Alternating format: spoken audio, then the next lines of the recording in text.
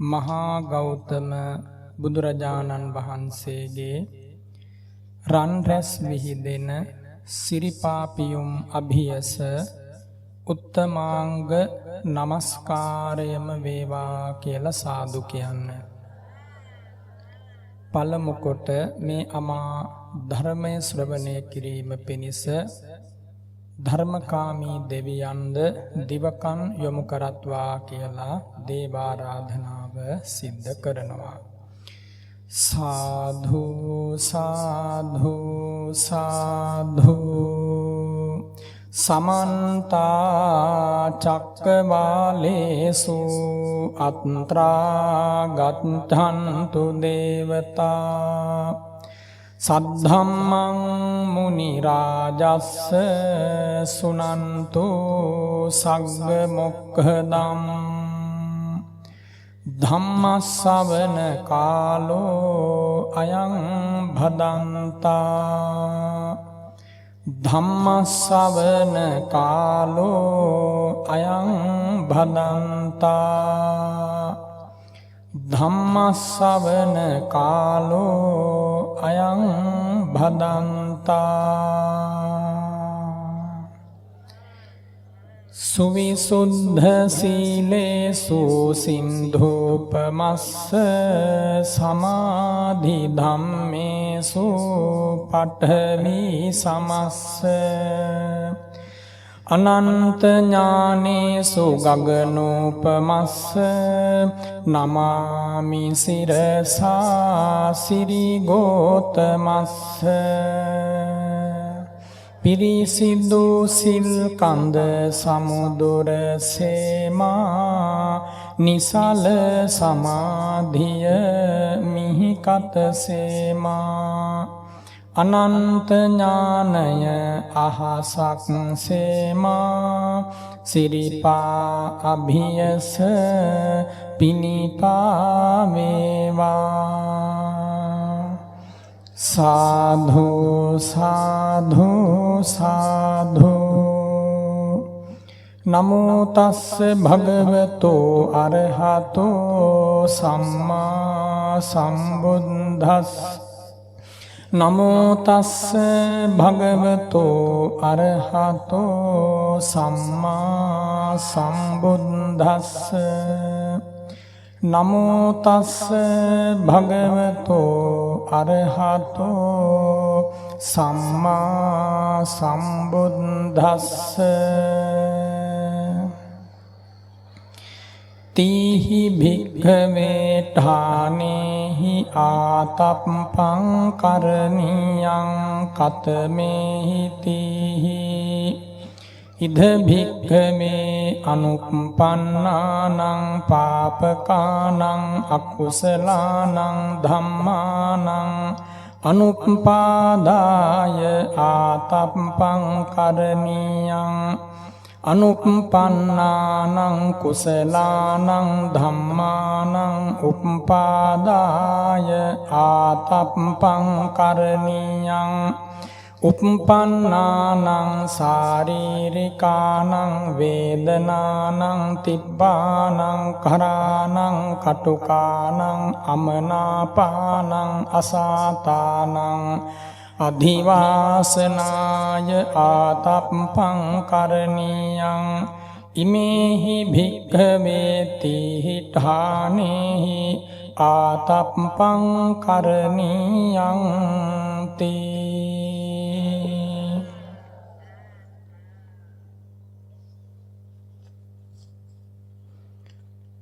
වඳුරාගල පුරාණ පිරිවෙන් විහාරය තල්කොට ශ්‍රී පුෂ්පදේවාරාමය වැල්ලව වාලුකාරාමය යන විහාරත්‍රයාධීපති පරිවේනාධීපති මට නම සිහි කරන්නට අවසරයි. ශාස්ත්‍රවේදී සාමවෙනිසුරු අපේ පින්වත් අඹගස්වැවේ පුන්නජී නායක ස්වාමින් වහන්සේ ඇතුළු විහාරවාසී අතිපූජනීය මහා සංඝරත්නයෙන් අවසරයි. අපේ පින්වත් දූල පුතාලා ඇතුළු ශ්‍රද්ධාවන්ත පින්වතුනි, හැම දෙනාම උතුම් ධර්ම මංගල්‍යයක් පිණිස මේ වෙහෙරට මේ මොහොතේ පියමන් කළේ. උතුම් බුදුගුණ පදයක් බුදුබණ පදයක් අසා සිත් නිමා සනසාගෙන පින් ලැබීම පිණිස පැමිණි හැම දෙනාටම කායික මානසික පහසු විහරණයෙන් මේ උතුම් අමා ධර්මයේ සුවය මිහිර මේ බණ මඩුව තුලදීම විඳගන්නට භාග්‍යය වාසනාව වේවා කියලා මම ආශිර්වාද කරනවා. මේ මොහොතේ පටන් පින්වතුනි අපි මේ උතුම් ධර්මය ගෞරවයෙන් ශ්‍රවණය කරන්නයි සූදානම් වෙන්නේ. මම මේ මොහොතේ පටන් ඒ භාග්‍යවත් බුදුරජාණන් වහන්සේ දේශනා කළ අමයුරු ධර්ම පරයායක් මේ ආදරණීයයන්ගේ ජීවිතවලට පුණ්‍ය නවෝදයක් උපද්දවා දෙමින් උදා කර දෙමින් දේශනා කරන්නට බලාපොරොත්තු වෙනවා.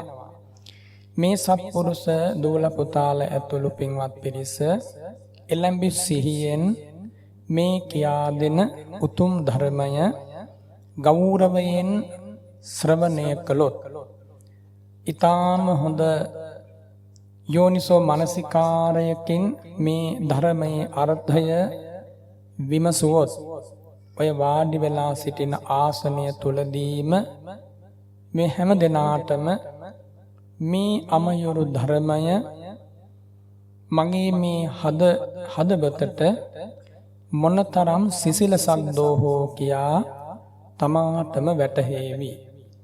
එනිසා මේ සත්පුරුෂයන් බොහෝම ශ්‍රද්ධාවෙන් යුක්තව ශාන්ත භාවයෙන් යුක්තව හොඳ සිහියක් පවත්වමින් මේ කියා දෙන ධර්ම කරුණු ජීවිතයට ගලපා බලන්න කියලා මම ආරාධනා කරනවා. පින්වත්නි අපි හැමෝම මේ කල් ගෙවන ලෝකය හඳුන්වනු ලබන්නේ මිනිස් ලෝකය කියලා.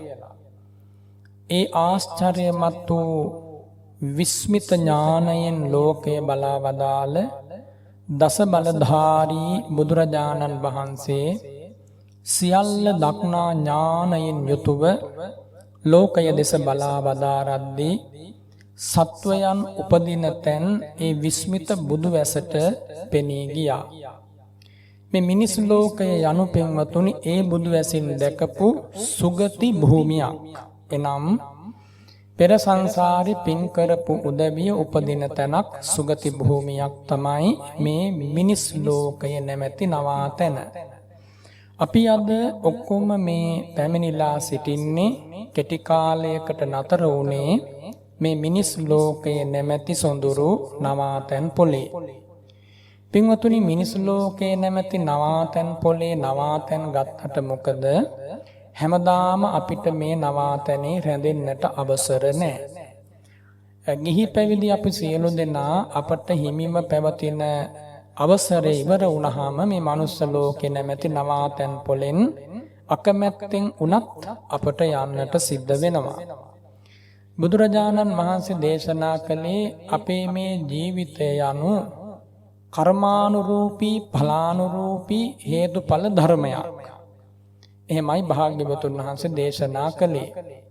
එනිසා කර්මය දායාද කරගෙන උරුමය කරගෙන උත්පත්ති ස්ථානය කරගෙන මේ සත්වයා ඒ ලෝකවලට උත්පත්ති වශයෙන් එළඹෙන බව බුදුරජාණන් වහන්සේ දේශනා කළා.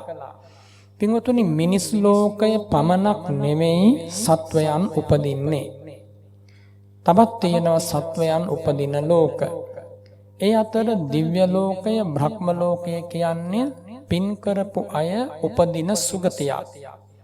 ඊළඟට ජීවිතේ වරද්දවාගත් අය උපදින තැන හඳුන්වන්නේ සතර අපාය කියලා. එතකොට සත්වයන් සතර අපායේ උපදින අතර මිනිස් ලෝකෙත් දිව්‍ය බ්‍රහ්ම ලෝකෙත් කලාතුරකින් උපදිනවා. පින්වතුනි අපි අපේ ජීවිතය ගැන මේ උතුම් ධර්මයෙන් ඉස්සෙල්ලාම අගය හඳුනා ගන්නට ඕන. මම කිව්වේ මෙන්න මේ කාරණය.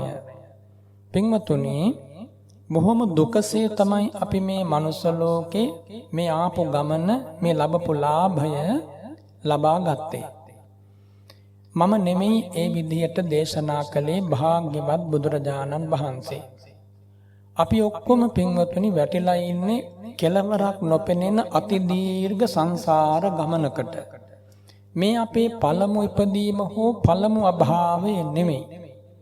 සංසාරේ ඕන තරම් වාරවල නොයෙක් උත්පත්ති ස්ථානවල අප සියලු දෙනා ගණන් කරන්නට බැරි තරම් වාරවල ඉපදුනා, ජරා මරණ වලට බඳුන් වුණා. ඒ ගෙවා පැමිණි ගමන හඳුන්වන්නේ පින්වතුනි සංසාරය කියලා. ආන්නේ සංසාර ගමනේදී මේ මනුස්ස ලෝකේ අද මේ මොහොතේ කල්ගෙබන සියල්ලන්ම පාහේ රැස් කරපු පිනක් නිසා තමයි මේ උතුම් උත්පත්ති වාරය මේ විදිහට ලැබුවේ. මේ කාරණේ අපි වඩාත් හොඳින් නුවණින් පින්වතුනි විමසන්නට ඕන. මක් නිසාද? ලෝකේ කවුරුවත් මේ කාරණය අපට කියා දුන්නේ නැහැ, ඒ භාග්‍යවතුන් වහන්සේ හැර. මිනිස් ලෝකයේ ඉපදීම දුර්ලභ බවත්, ඒ උතුම් මිනිස් ලෝකේ උපන් ඇසිල්ලක ආශ්චර්යමත් බුදු සසුනක පිහිට ලැබීම තවත් දුර්ලභ බවත්, බුදු සසුනක් පවතින කාලවකවානුවක සවන්පත් සනසා අමයුරු ධර්මය අසන්නට ලැබීම ඊටත් වැඩි දුර්ලභ ලාභයක් බවත්, ඒ ධර්මයේ ඇසෙන මානයට සත්පුරුෂයෙකුට එන්න ලැබීම තවත් දුර්ලභ බවත්, ඒ ධර්මයේ ඇහුණට පස්සේ නුවණින් විමසීම ඊටත් වඩා දුර්ලභ දෙයක් බවත්, නුවණින් විමසලා ඒ ධර්මය ජීවිතයට ගලපා ගැනීම තවත් අමාරු දෙයක්, දුර්ලභ දෙයක් බවත්, ජීවිතයට ගලපාගත් ධර්මය අවබෝධ කර ගැනීම සීල සමාධි ප්‍රඥා වශයෙන් පිළිවෙත් පුරා අවබෝධ කර ගැනීම තවත් අමාරු දෙයක්, දුර්ලභ දෙයක් බවත් ඒ අමා ධර්මයෙන් අපේ බුදුරජාණන් වහන්සේ දේශනා කළා. දැන් අද මේ බණ මඩුවට සැපත්ව සිටින අපේ පුංචිම දුවාගේ පුතාගේ පටන් වැඩිහිටි මේ පින්වතුන්ලා දක්වාම මේ බණ මඩුවේ සිටින සියලු දෙනාම පාහේ විශාල පුණ්‍ය මහිමයක් හදවතින් උසුලාගෙන පැමිණි පිරිසක්. මම එහෙම කිව්වට මේ ආදරණීයයන්ට ඒ කරුණ වැටහෙන්නේ නැතුවා ඇති ඇතැම් විට. මොකද පින්වත්නි, මේ කියපු කාරණය තේරුම් ගැනීම පිණිස යම් පුද්ගලයෙකුට තියෙනවා නම් පෙරවිසූ ස්කන්ධ පරම්පරාව දක්නා ඥානයවත්, ඒ ඥානය තියෙන කෙනෙකුට තමයි තරමක් හෝ මේ උතුම් අවස්ථාවේ පුණ්‍යාත්මී භාවය පින්වතුනි වැටහෙන්නේ. එනිසා හිතන්නට මේ සත්පුරුෂයන් ඔබ බොහෝම වටිනා උතුම් වාසනාවක් හදවතින් දරාගෙන පෙර කළ විශාල පුණ්‍ය මහිමයකට මිනිස් ලෝකෙ මේ කෙටි කාලේ නතර වෙන්න ආවේ. ඔබේම පිනකට තමයි ගෞතම බුදුරජාණන් වහන්සේගේ ආශ්චර්යමත් ශාසනය ඔබට මුණ ගැසුනේ. ඔබේම පිනකට තමයි මේ ධර්මය ඔබේ සමන් හරහා හදවතට සමීප වන්නේ. ඔබටමයි මේ ධර්මයේ ඇසීමෙන් ලැබෙන්නේ මෙතෙකයි කිව නොහැකි ප්‍රතිලාභ. ඔබමයි මේ බණ මඩුවේ ආර්ය ධනයෙන් ධනවතෙක් වන්නේ. ඔබමයි මේ පින්කම තුලින් මහේශාක්‍ය කෙනෙක් වන්නේ. ඔබමයි මේන් මෙතෙකයි නිම්මා නැති පිළිසරණ ලබන්නේ. පින්වතුනි, මේක ඔබේ ජීවිතේ මංගල නිමේෂයක්. මීට වඩා මංගල නිමේෂයක් කාගේවත් ජීවිතයක තියෙන්න විදිහක් නැහැ. හේතුව මෙන්න මේකයි පින්වතුනි. මේ හෝරාව එකහමාරක් තුල මහා සංඝරත්නයේ අභියස ඔබ මේ ශ්‍රවණය කරන්නේ ජීවිත අවබෝධය උදා කර දෙන උතුම් ධර්මයයි. ඒක මෙන්න මෙහෙමයි උපමාවකින් කිව්වොත් පින්වතුනි. ඝනාන්ධකාර කළුවරක ඉන්න කෙනෙකුට ළඟ ඉන්න කෙනා පේන්නේ නැති ඊටාම බලවත් අඳුරක ඉන්න කෙනෙකුට පහනක් දල්වනවා, ආලෝකයක් දල්වනවා වටපිටාව බලා ගැනීම පිණිස. ඒ ආලෝකයක් බොහෝ වෙලාවක් දැල්වී තිබෙන්නේ නැහැ. දැල්වී තිබෙන ඇසිල්ලේ පහන් ප්‍රදීපය දැල්වී තිබෙන මොහොතේ වටපිටාව බලාගෙන යා යුතු මඟ හඳුනාගෙන එමගින් ගමන් කොට අනතුරක්, අබැද්දක්, හිංසාවක්, පීඩාවක්, විපතක් නැති තැනකට යාගන්ටත් ඕන. ආන්නේ වාගේ මේ අවස්ථාව. මෝහය නැමැති අඳුරු තිමිර පටලය දුරු කරලා බුදුරජාණන් වහන්සේ නම් වූ රන්හිරු මඩල පායලා එරන් හිරු මඩලින් හලාහල රැස් ධාරාවක් බඳු අමයුරු ධර්මය අපේ හදවත් වෙතට යොමු වෙලා අපට දැන් මේ ජීවිතය අවබෝධ කර ගැනීම පිණිස සසර මම් පෙතේ තතු වටහා ගැනීම පිණිස යායුතු නිරුපද්‍රිත මාර්ගය තෝරාගෙන ගමන් කිරීම පිණිස එමං පෙතින් ගමන් කොට යලි අනතුරක් විපතක් නැති ക്ഷേම භූමිය වන ශාන්ත නිවන් පුරයට සැපත් වීම පිණිසයි පින්වතුනි මේ අවස්ථාව අප සියලු දෙනාට ලැබුණේ. එනිසා මේ සත්පුරුෂ පින්වතුන්ලා මේ කියා දෙන උතුම් කාරණා හිතෙහි පිහිටුවා ගන්න. අපි හැමෝටම මේ ජීවිතයේම මගඵල නිවන් ලබා ඇතැම් විට සසරින් අත මිදෙන්න බැරි වේවි. ඇතැම් කෙනෙක් මේ ජීවිතයේම මගඵල නිවන් සුව විඳිමින් සසරින් සමුගනීවි. වැදගත් කාරණේ පින්වතුනි, ඒ උතුම් නිවන් මඟ ගමන් කිරීමට අවශ්‍ය සදූපදේශ මාලාව හෙවත් මඟ පෙන්වීම හරි හැටි ජීවිතයට ලැබීමයි. එනිසා නිවන් පිණිස යම් ප්‍රතිපදාවක් ඒ භාග්‍යවතුන් වහන්සේ දේශනා කළ සේක්නම් ඒ ප්‍රතිපදාව දැන ගැනීම, ඇසීම, නුවණින් මෙනෙහි කිරීම ඒවා පින්වතුනි මහෝපකාර ධර්ම. එනිසා මේ කියා දෙන අමයුරු ධර්ම පරයාය අප සියලු දෙනාට එක්ක මෙලොවදී නැත්නම් පරලොවකදී හෝ කෙදිනක මේ සංසාර දුක නිමා කිරීම කෙලවර කොට සියලුම පාහේ ශාන්තිය සැපත පිණිස පින්වතුනි උපකාර වෙනවා. එනිසා මේ සත්පුරුෂයෝ බොහොම හොඳින් මේ වචන ටික හිතට අරගෙන මම මේ බණමඩුවේදී උපරිම විසල් පුණ්‍ය ලාභයක් ලබනවා යන අදිෂ්ඨානය හිතට ගන්න. මේ වගේ වෙලාවක එදා දෙව්රම් වෙහෙරේ බණමඩුව පිරෙන්නට පැමිණි සිව්වනක් පිරිස අභියස ධර්මරාජ බුදුරජාණන් වහන්සේ දම් දෙසූ අපූර්ව ආශ්චර්යය ඇස් දෙකෙන් ඔබ නොදුටුවත් සිත් නෙතින් බලන්නට මේ මොහොත ඊටාම හොඳ මොහොතක්. හිතලා බලන්න පින්වතුනි, සාරාංශක කල්පලක්ෂයකින් පාරමිදම් සපුරා ලොව පහළ වූ 32ක් මහා පුරුෂ ලක්ෂණ වලින් සොඳුරු සහ සෝභමාන බුදුරජාණන් වහන්සේ බලන්නට එදා 45 අවුරුද්දක් මධ්‍ය මණ්ඩලයේ බුදුරජාණන් වහන්සේ වැඩ සිටපු භූමියට කී දෙනෙක් නම් දෙවියන්, බ්‍රහ්මයන්, මිනිස් නොමිනිස් සත්ව ප්‍රජාවක් ඇදුණද? එදා ජීවමාන කාලේ ඒ භාග්‍යවත් වූ බුදුරජාණන් වහන්සේ බලන්න ඒ අමයුරු ධර්මයේ ශ්‍රවණය කිරීම පිණිස පැමිණි අප්‍රමාණ දෙව් මිනිස් පිරිසක් ඒ භාග්‍යවතුන් වහන්සේ දැකීමේ, ඒ බුදුහඬින් අමා ධර්මය ඇසීමේ පාරමිතාව ඒ සියලු දෙනාම සම්පූර්ණ කරලා තිබුණා.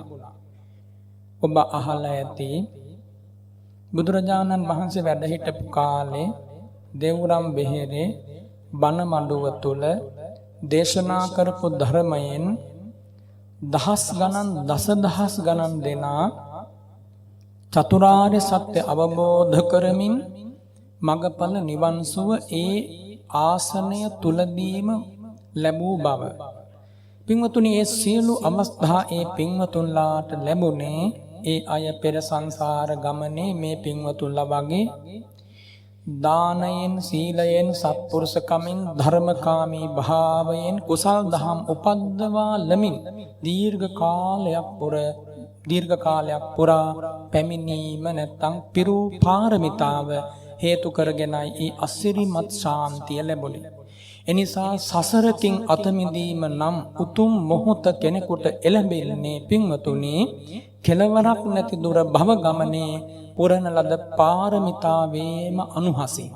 එනිසා අපි මේ අද වගේ දවසක ලබන මේ සොඳුරු දහම් හමුව ධර්ම ආමන්ත්‍රණය අපටත් කෙදිනකදී හෝ නිසකවම ඒ භව ගමනේ වෙහෙස නිවා ගැනීම පිණිස ඉඳුරාම පින්වතුනි උපකාර වෙනවා. ඒ බව හිතට ගන්නට ඕන. ඒ භාග්‍යවත් බුදුරජාණන් වහන්සේ ලෝතුරා බුදු බව පතාගෙන සාරාසංඛ්‍ය කල්පලක්ෂයක් වත් අවම වශයෙන් පාරමිතා පුරන්නට යෙදුණා. සාරාසංඛ්‍ය කල්පලක්ෂයක් කියන්නේ ගණන් කරලා කිව හැකි කාලයක් නෙමෙයි ඇත්තටම.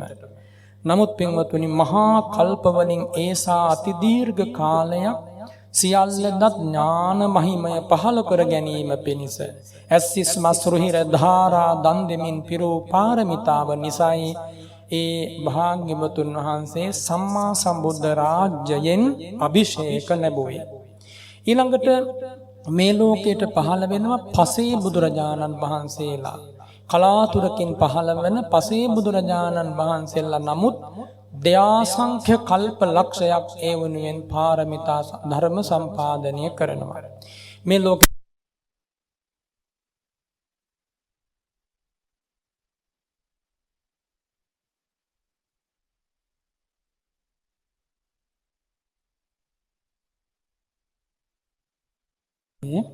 මේ ලෝකයට පහළ වන පසේ බුදුරජාණන් වහන්සේලා නමුත් දයාසංඛ්‍ය කල්පලක්ෂයක පාරමිතාවක් ඇතිව තමයි ඒ උතුම් අවබෝධයට පැමිණෙන්නේ.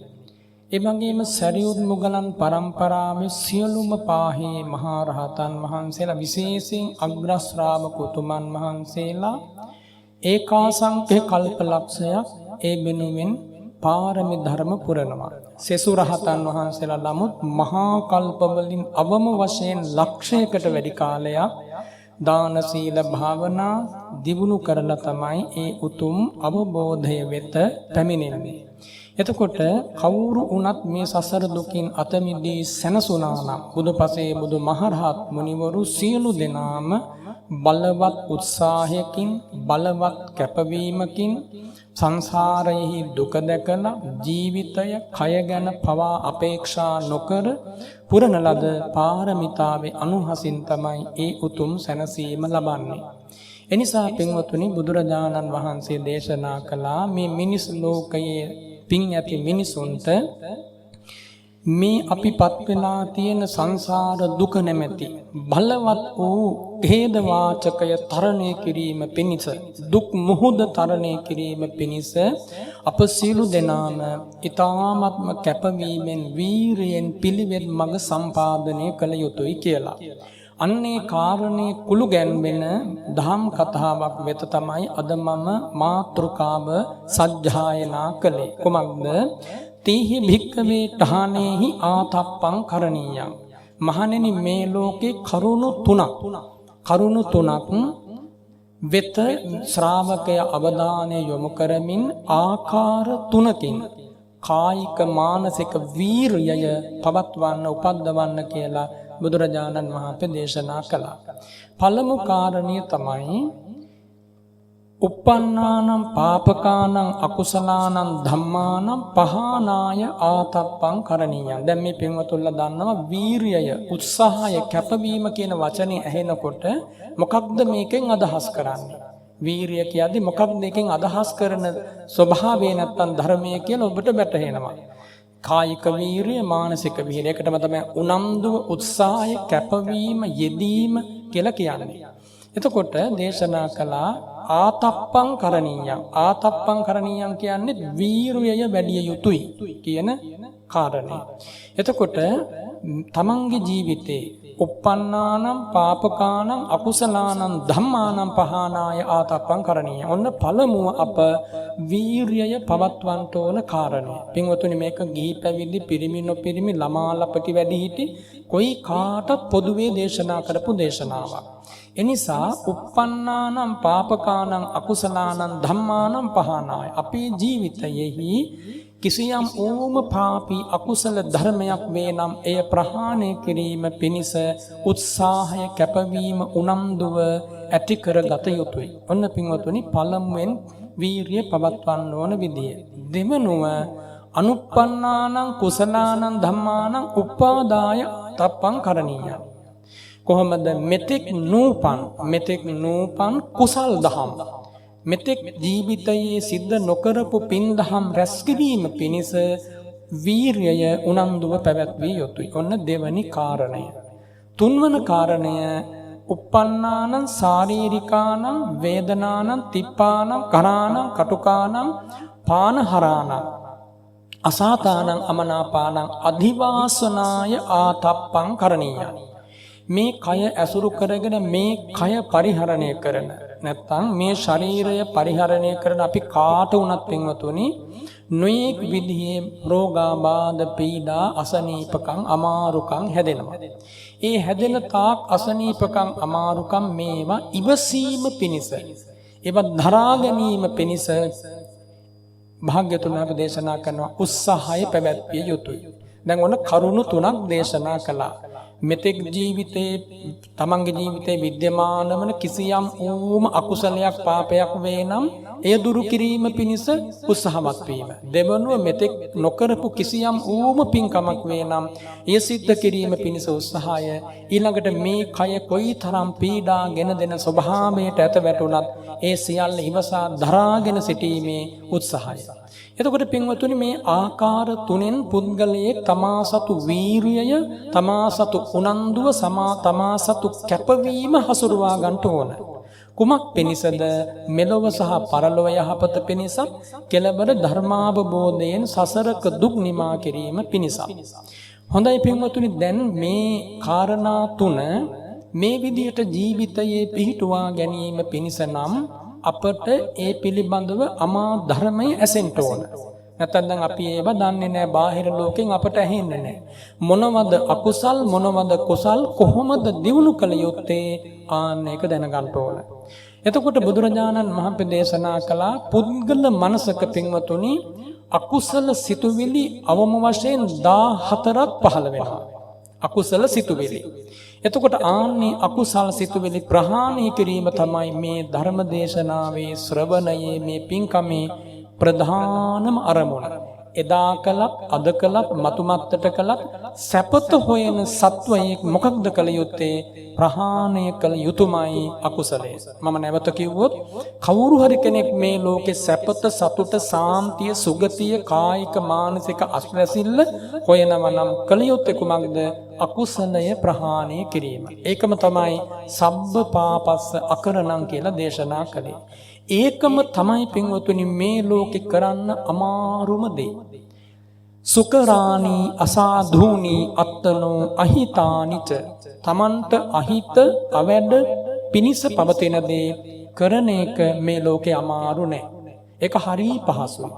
ඕනම පාපයක් සිද්ධ කරන එක අමාරු නෑ. පුද්ගලයෙකුට මොහොතකින් මේ පාපය කරා මේ සිත් පරම්පරාව හසුරවන්න පුළුවන්, යොමු කරන්න. සිත කය වචනය පාපයට යොමු කරන එක ලෝකේ අමාරු නෑ. හැබැයි යං වේ හිතංච සාධුංච තං වේ පරම දුක්ඛරං.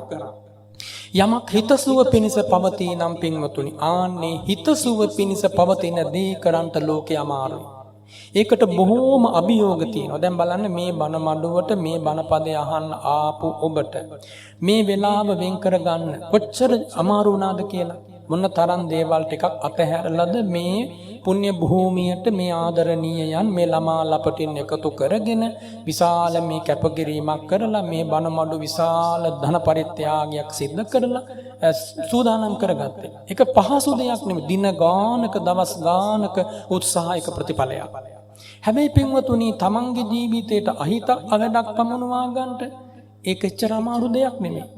එනිසා බුදුරජාණන් වහන්සේ දේශනා කළා යහපත පිණිස පවත්වන උත්සාහය ලෝකේ සුදුක්කර දෙයක්. ඒක අමාරු දෙයක්. එහෙනම් දේශනා කළා මේ යහපත පිණිස පවතින උත්සාහය ජීවිතේ දියුණු කර ගැනීම පිණිස ඉඳුරාම එබඳු වැඩපිළිවෙලක් එබඳු මඟ පෙන්වීමක් අපට ලැබෙන්න ඕන. ඒ මඟ පෙන්වීම ලැබෙන්නේ භාග්‍යවත් බුදුරජාණන් වහන්සේගෙන්. බුදුරජාණන් වහන්සේ තමයි දේශනා කළේ මිනිසුන්ගේ මනසේ නැත්නම් සත්වයාගේ මනසේ කරුණු තුනක් පින්වතුනි උපදිනවා. දැන් මේ කියන්නේ මේ බෞද්ධ වූ අයට විතරක් නෙමෙයි. මේ ලෝකෙ මිනිසත්කම අගයන ඕනම කෙනෙකුට මේ කාරණේ විමසන්න පුළුවන්. ඔන්න ඔබ විමසලා බලන්න දැන් පින්වතුනි බුදුරජාණන් වහන්සේ දේශනා කරනවා ලෝභය නැමැති ධර්ම ස්වභාවය අජ්ජත්තං උපජ්ජමානෝ තමන්ගේ හදවත ඇතුලේ උපදිනවා නම් පින්වතුනි ඒකයි ලාභයකටද අලාභයකටද හේතු වන්නේ. යහපතටද අයහපතටද ලෝභය පුද්ගල මනසේ උපදින්නේ. ඔන්න දැන් නුවණින් ඔබ විමසන්න ඕනේ. ඔබ නුවණින් විමසනකොට ඔබට නුවණ තියෙනවා නම් වැටහෙනවා ලෝභය නැමැති ධර්ම ස්වභාවයේ කවදාවත් පුද්ගලයෙකුට ලාභයක් කරලා නැහැ. ඇයි එහෙම කරලා නැත්තේ? දැන් අද මේ මනුස්ස ලෝකෙට ආපු මේ පින්වතුන්ලා පෙර ජීවිතයේ ලෝභයෙන් කුම්මැහි කමින් මසුරු කමින් හිටියනම් පින්වතුනි එහෙනම් ඔබේ අතින් එක දෙයක් මගහැරෙන්න තිබුණා. මොකක්ද? දානය මගහැරෙනවා. අතහැරීම මගහැරෙනවා. දානය මගහැරුණා නම් පින්වතුනි ඔබ අද මේ මනුස්ස ලෝකයට ආවත් මනුස්ස ලෝකේ ඔබට අඩුම තරමින් වේලක් හැර වේලක්වත් කන්න ලැබෙන්නේ නැහැ. තේරෙන විදිහට කිව්වොත්. ඒ නිසා මේ ජීවිතේ ඔබ ලැබූ යම් ආහාර පානයක් වස්ත්‍රාභරණයක් ඉන්න හිටින්න තැනක් කිසියම් ඌම ලෞකික සැපතක් වේ නම් ඒකේ මූල මුඛ්‍ය හේතුව තමයි ත්‍යාගයේවත් දානය. එහෙනම් ලෝභයෙන් කල් ගෙවුවා නම් ඔබ අද මනුස්ස ලෝකේ නැහැ. ඊළඟට පින්වතුනි මේ සරලව කියවුවොත් ද්වේෂය දෙවෙනි කාරණේ. පුද්ගල මනසක උපදිනවා නම් උපදින්නේ යහපත පිණිසද අයහපත පිණිසද? මේ ආදරණීයන්ගෙන් ඇහුවොත් මේ හැමෝම කියයි ස්වාමින් වහන්සේ ලෝභය, ද්වේෂය, ක්‍රෝධය, පටිඝය උපදින්නේ යහපත පිණිස නෙමෙයි. අයහපත පිණිසමයි. පින්වතුන්ලා පෙර ජීවිතේ ක්‍රෝධයෙන්, වෛරයෙන්, කෝපයෙන්, පටිඝ චේතනාවෙන් පලිගන්නා අදහසින් යුතුවම කල්ගෙවගෙවා හිටියනම් පින්වතුනි ඔබ අද මනුස්ස ලෝකේ නැහැ. ඇයි මම එහෙම කියන්නේ? පුද්ගලයේ ද්වේෂයෙන් කල්ගෙවන්න ඒ ද්වේෂය හේතු වෙනවා සිල් බිඳිලා යන්න. එතකොට ඔබ පෙර ජීවිතේ දේශ සහගතව වෛරීවම නම් මුළු ජීවිතේම කටයුතු කළේ ඔබ යතින් සීල විපත්තිය සිද්ධ වෙනවා. සීල විපත්තිය සිද්ධ වුණා නම් ඔබ අද මනුස්ස ලෝකේ නැහැ, ඉන්නේ දුගතියක. ඔන්න බලන්න පින්වතුනි අපි බේරිච්ච බේරිල්ල. එහෙනම් ඔබ පෙර ජීවිතේ අපි ඔක්කොම ලෝභය යටපත් කළා. ද්වේෂය යටපත් කළා. ඊළඟට පින්වතුනි මෝහය තුල පුද්ගලයේ මනසේ මෝහය ඇති වෙනවා නම් කුසලය අකුසලය තෝරගන්න බෑ. සත්පුරුෂය අසත්පුරුෂය හඳුනා ගන්න බෑ. ධර්මය අධර්මය හඳුනා ගන්න බෑ. ආන්න එකට කියනවා මෝහය කියලා. කර්මයේ ඵලයේ පිළිගන්නේ නැහැ. හේතුඵල ධම පිළිගන්නේ නැහැ. මෝහය. ඒ මෝහය පුද්ගලයෙකුගේ මනසේ ඇති වුණොත් අලාභය පිණිසමයි. අද මේ විහෙරට මේ බණපදය අහන්ට ආපු මේ සියලු දෙනාම පාහේ මෝහය යටපත් කරමින් පැමිණිච්ච පිරිසක් පින්වතුනි. ඔන්න බලන්න ඔබේ ජීවිතේ ඔබට හිමි වෙච්ච වාසනාව සහ වටිනාකම පෙර ජීවිතේත් ඔබ මෝහය යටපත් කරමින් පින් පුරා ගත්තා. ඒ පින් පුරා ගත්ත හින්දා අද ඔබ මනුස්ස ලෝකෙට ආවා. ඊළඟට පින්වතුනි තවත් අකුසලයක් තමයි ඊර්ෂ්‍යාව සහ මසුරුකම. ඔබ පෙර ජීවිතේ ඊර්ෂ්‍යාවම කර හිටියානම් ඔබ අද මනුස්ස ලෝකේ නැහැ. මසුරු කම්ම කර හිටියානම් ඔබ අද මේ මනුස්ස ලෝකේ නැහැ පින්වතුනි. ඊර්ෂ්‍යා කරන අය, මසුරුකම් කරන අය යන තැනක් තමයි තිරිසන් ලෝකේ, പ്രേත ලෝකේ, අසුර ලෝකේ, මහා නිරය. ඔන්න බලන්න ඔබ බේරිලා ඉන්න බේරීම. එනිසා මේ ගෞතම බුදුරජාණන් වහන්සේ වදාහළ මේ සනාතන සත්‍යය ඔබේ හද ගැබෙහි ඔබ පිහිටුවා ගත යුතුමයි.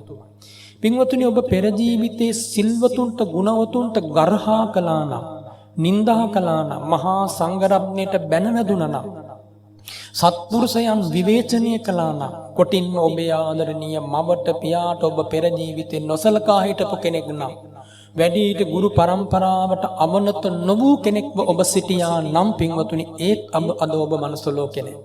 එහෙනම් පැහැදිලි මේ පින්වතුන්ලා පෙර ජීවිතේ සිල්වතුන්ට ගුණවතුන්ට වැඳ නමස්කාර කළා. බුහුමන් දැක්වුවා. ගරුකාර බහුකාර දැක්වුවා. මමට සලකපු හින්දායි අද මනුස්ස ලෝකේ. පියාට සලකපු හින්දායි අද මනුස්ස ලෝකේ. පෙර ජීවිතේ පින්වතුන්ලා ප්‍රාණඝාතය කර හිටියානම් ඔන්න හිතන්න සතුන් මරමරාම ඉඳලා තමයි ඔබ පෙර ජීවිතේ මැරිලා ගියේ. එහෙනම් පින්වතුනි අද ඔබ මනුස්ස ලෝකේ නැහැ. ඇයි ඒ? ප්‍රාණඝාතය කරපු කෙනෙක් මනුස්ස ලෝකෙට යන්නේ අන්තිම මොහොතේවත් ඒ වැරද්ද හදාගත්තේ නැත්තම්. ඊළඟට පෙර ජීවිතයේ ඔබ සොරකමේම ගිලී ඉඳලා මැරුණා නම් ඔබ අද මනුස්ස ලෝකේ නැහැ. පෙර ජීවිතයේ ඔබ වැරදි කාම සේවනයේම යෙදී ඉඳලා ඒ අකුසලය ප්‍රහාණය යටපත් නොකර ඔබ මැරුණා නම් අද ඔබ මනුස්ස ලෝකේ නැහැ. පෙර ජීවිතයේ ඔබ බොරුවෙන්ම කේලමින්ම පරුස වචනෙන් අල්ලාප සල්ලාපයෙන්ම ඔබේ වචනේ වා පතය අපිරිසුදු කරගත්තා නම් ඔබ අද මනුස්ස ලෝකේ නැහැ පින්වතුනි. ඔන්න බලන්න ඔබ බේරිලා ඉන්න බේරීම. ඔබ බොරු කිව්වේ නැහැ කටින්. ඒකෙන්ද අද කන් දෙක ඇහෙනවා. බන ටික අහන්න. ඔබ පෙර ජීවිතේ පරුස වචන හිත් පාරන රිද්දන වචන කිව්වේ නැහැ. ඒක නිසා ඔය කන් වලින් මිහිරි බුදු ගුණ බුදුබණ අසන්ත මේ ජීවිතයේ අවස්ථාව ලැබුණා. ඔබ පෙර ජීවිතේ පින්වතුනි කේලම් කියලා පුද්ගලයෝ බිඳවලා ඔවුනෝන් අසමගි කළේ නැහැ. එනිසා මේ අමයුරු ධර්මයේ ඔබට අද අහන්න ලැබුණා. ඔබ පෙර ජීවිතේ අල්ලාප සල්ලාප හිස් වචනම කතා කර කර හිටියේ නැහැ.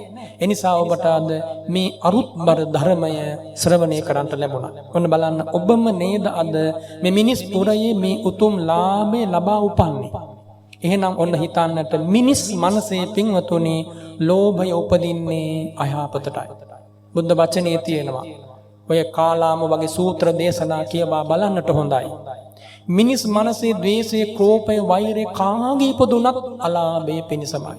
ඔය කියපෝ ලෝභ, ද්වේෂ, මෝහ, මාන, ඊර්ෂ්‍යා, මසුරුකම් ඊළඟට පින්වතුනි පසුතැවීම පවා, ඊර්ෂ්‍යාව පවා, දුස්සීලකම් පවා මේ සමස්තය පුද්ගලයාගේ හිතේ හටගන්න වනම් පින්වතුනි කාටවත් හොඳක් වෙන්නේ නැහැ. එහෙනම් බුදුරජාණන් වහන්සේ දේශනා කළ එය ප්‍රහාණය කළ යුතුයි. ඔන්න බලන්න අර මාතෘකාවට කියවුනේ අනුප්පන්නානං අකුසලානං ධම්මානං. මෙතෙක් ඔබේ ජීවිතයේ යම් කිසි පාපයක් හට අරගෙන නැත්නම් අපි හිතමුකෝ මෙතන ඉන්න කෙනෙක්ගේ අතින් ඔන්න බොරුවක් කියවෙලා තියෙනවා. හැබැයි කවදාවත් ඔබේ කට වචනෙන් පරුස වචනයක් කියවෙලා නැහැ. ඔන්න හිතමුකෝ එහෙම. එහෙනම් පින්වතුනි ඔබ දක්ෂ වෙන්න ඕනේ අර බුද්ධ වචනයට අනුව ඔබේ අතින් නොකිය වෙච්ච පරුස වචනය කිසිදාක මේ ජීවිතේ නොකියා සිටීම පිණිස ඔබ වීරිය පවත්වන්න. මොන්නම හේතුව කිව්වත් මං අද වෙනකම් පරුස වචනයක් මගේ කටින් කිව්වේ නැහැ. මම අදින් පස්සෙත් එක කියන්නේ නැහැ. ඔන්න හික්මෙන්ට ඕනි විදිය. ඔන්න පිළිවෙත් මාර්ගයේ දිනු කරන විදිය. අපි හිතමු ඔබේ අතින් කවදාමත්ම බොරුවක් කියවෙලා නැහැ. ඔබ හිතන්න ඕනි අද මේ මෙතෙක් කල් මම නොකියපු බොරුව අදින් පස්සේ මම ආයි කවදාවත් කියන්නේ නැහැ. ඇයි මම කියන්නේ නැත්තේ? එහෙම කිව්වොත් ඒකේ අවැඩ අලාභය අකුසල විපාකෙ මෙමා කරා පැමිණෙනවා. බුදුරජාණන් වහන්සේ මෙහිම දේශනා කළා පින්වතුනි. ඔන්න ඔබ හිතන්න ඕනි මගේ අතින් අද වෙනකම් ප්‍රාණඝාතයක් වෙලා නැත්නම් උරා කෝඹුවෙක්වත් තරමේ මම ආයේ කවදාවත් මේ දේ සිද්ධ කරන්නේ නැහැ. වෙලා තියෙනවා නම් පින්වතුනි වෙලා තියෙනවා නම් ඒත් හිතන්න ඕනි වෙච්ච දේ වැරද්දා. කවුද මට කියා දුන්නේ? ඒ භාග්‍යවත් බුදුරජාණන් වහන්සේ ධර්මයේ තුලින් සංඝ රත්නයේ විසින්. ඒ වැරද්ද මෙමා ජීවිතේ මින්මතු කිසිදාක මම ආය උපද්දවන්නේ නැහැ. ඔන්න පින්වතුනි හික්මෙන ආකාරය. වැරද්දක් වෙලා තිබුණත් වෙලා නැතත් වැරද්දක් යලි ජීවිතයේ හට නොගැනීම පිණිස හික්මීමට අප සියලු දෙනාගේ පැහැදිලි උවමනාවක් තියෙන්න ඕනේ. අද වැරදි පින්වතුනි. වැරද්දේ ආස්වාදයකුත් ලැබේ. වැරදි කරන වෙලාවට මී පැණිසේම මිහිරට වැටහෙයි. හැබැයි විපාකයට මුහුණ දෙනකොට තමයි අන්තිම දුක් ගින්නක් බවට පත් වෙන්නේ. ඒ නිසා බුදුරජාණන් වහන්සේ දේශනා කරනවා යම් කිසි කෙනෙක් හිතන්නට මේ ජීවිතේ මෙතෙක් විද්‍යමාන තමන්ගේ ජීවිතේ මෙතෙක් පහළ නොවූ කිසියම් පාප ධර්මයක් වේ නම් අපි පින්වතුනි දවසින් දවස ලංවන්නේ මරණයට නිසා. දවසින් දවස ගෙවා අවසන් කරන්නේ මිනිස් ජීවිතයේ නැත ටික කාලයක් ඉන්න ලැබිච්ච ඒ අවස්ථාව නිසා දක්ෂ වෙන්නට ඕනි. මේ ජීවිත දැන් මේ මොහොතේ පටන් ඊළඟට එළඹෙන මොහොත අදිෂ්ඨාන සීලීව බල්ලමත් වීරියෙන් යුක්තව හික්මෙන්ට දක්ෂ වෙන්න ඕනේ. මේ පාපේ මෙමා කෙරෙන් මම සිද්ධ කරන්නේ නැහැ කියලා බලවත් සිහිතට අදිෂ්ඨානයක් ගන්න ඕනේ. අදිෂ්ඨානය ගත්තේ පමණින්ම ඉෂ්ට වෙන්නේ නැහැ. පින්වතුනි ලෝකේ අමාරුම දේ තමයි අකුසලයේ ප්‍රහාණය කිරීම. ඒ අමාරුම දේ අදිෂ්ඨානයක් හිතට ගත්තා කියලාම කරන්න බෑ. නැවත නැවත මේ ධර්මය අසමින් නැවත නැවත සත්පුරුෂයා ඇසුරු කරමින් නැවත වීරිය කරන්න ඕනි. කොහොමද? කායේච ජීවිතේච අනපෙක්ඛෝ. කය ගැන ජීවිතය ගැන තියෙන බලාපොරොත්තුව නමුත් අත්හැරලා ඇතැම් අවස්ථාවක් යනවා පින්වතුනි අකුසලයේ ජය ගන්නට. ඔන්න හිතන්න ඕනි විදිය මේ බණ ටික අද මෙහෙම අහලා හිතට ගත්තොත් ආයේ පින්වතුලා කිසිදාක දුගතියට වැටෙන්නේ නැතුව මේ ගමන කරලා සැනසෙන්න තරම් උතුම් මඟ පෙන්වීමක් වේවි.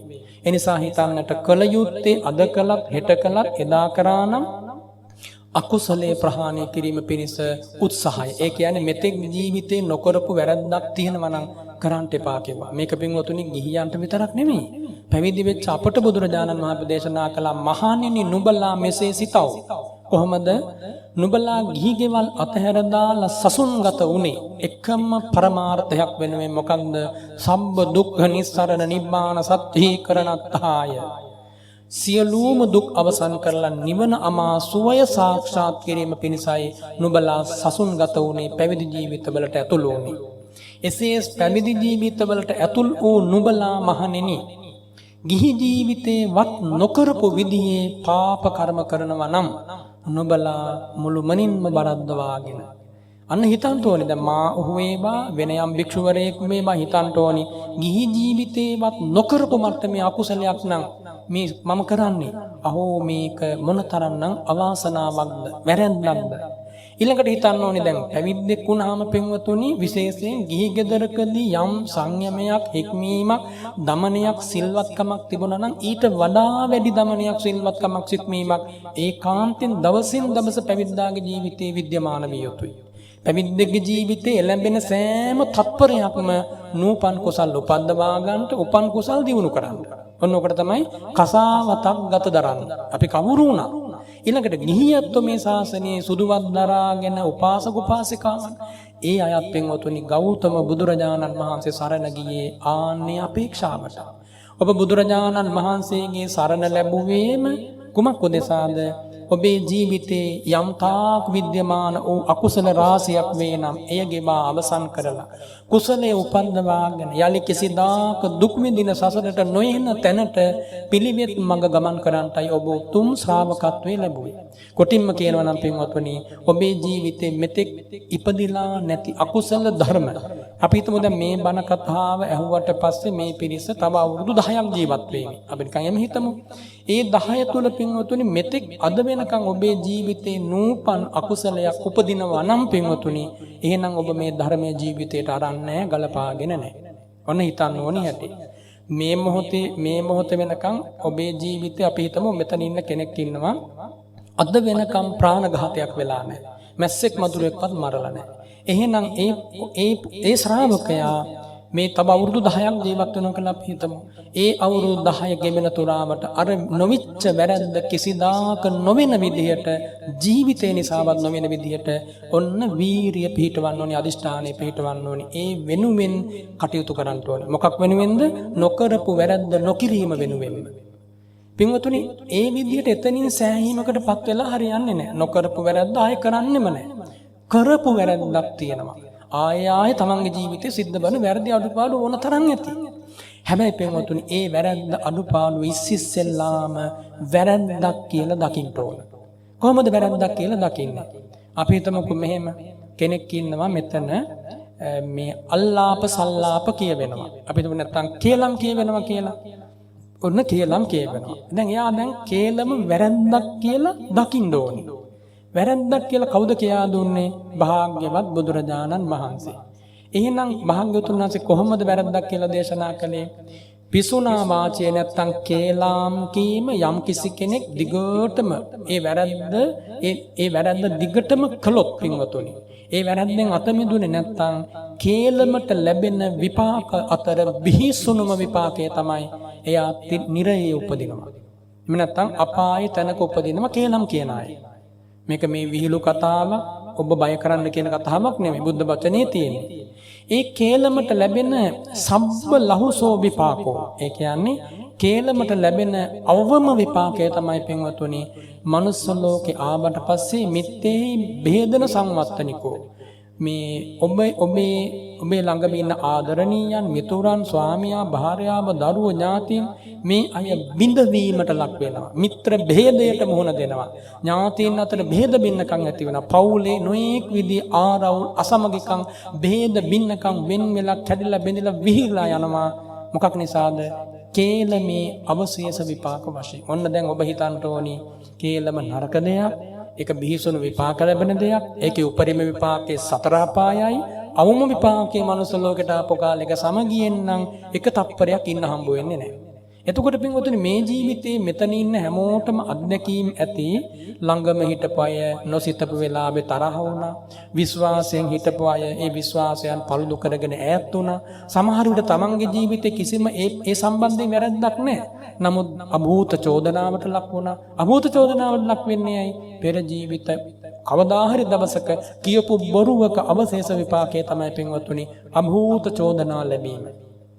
ඊළඟට කොච්චර යහපත කළත් කොච්චර උපකාර කරත් කොච්චර කෑම බීම ආදී දේවල් සපයා දුන්නත් අම්මා කෙනෙක් වේවා තාත්තා කෙනෙක් වේවා දරු කැලට වේවා වෙනයම් කෙනෙක් වේවා වෙනයම් ඥාති සාලෝහිතයෙක් වේවා කොච්චර උපකාර කළත් බැනුම් රැවුම් ගෙරවුම් ඒ වගේම අමනාප වචනම ඇහෙනවා නම් කිසිම ඇගයීමක් තමන්ගේ අම්මකින් නැත්නම් තමන්ගේ දරුවන්ගෙන්වත් අම්මට නැත්නම් තමන්ගේ දරුවන්ගෙන්වත් තාත්තට කිසිම ඇගයීමක් නැත්නම් කුසේ හොවා වැදූ අම්මට පවා දරුවන්ගෙන් ඇගයීමක් නැත්නම් පින්වතුනි ඒ අම්මා හිතන්නෝනි මෙහෙමයි මම පෙර ජීවිතේ කවදා හෝ කෙදිනක හෝ පරුස වචන පුරුදු කරලා තියෙනවා. ඒ පරුස වචනේ ආදීනම හින්දා තමයි මගේ කන් වලට හොඳක් ඇහෙන්නේ නැත්තේ. දැන් උරන වෙලාව වැඩක් නැහැ.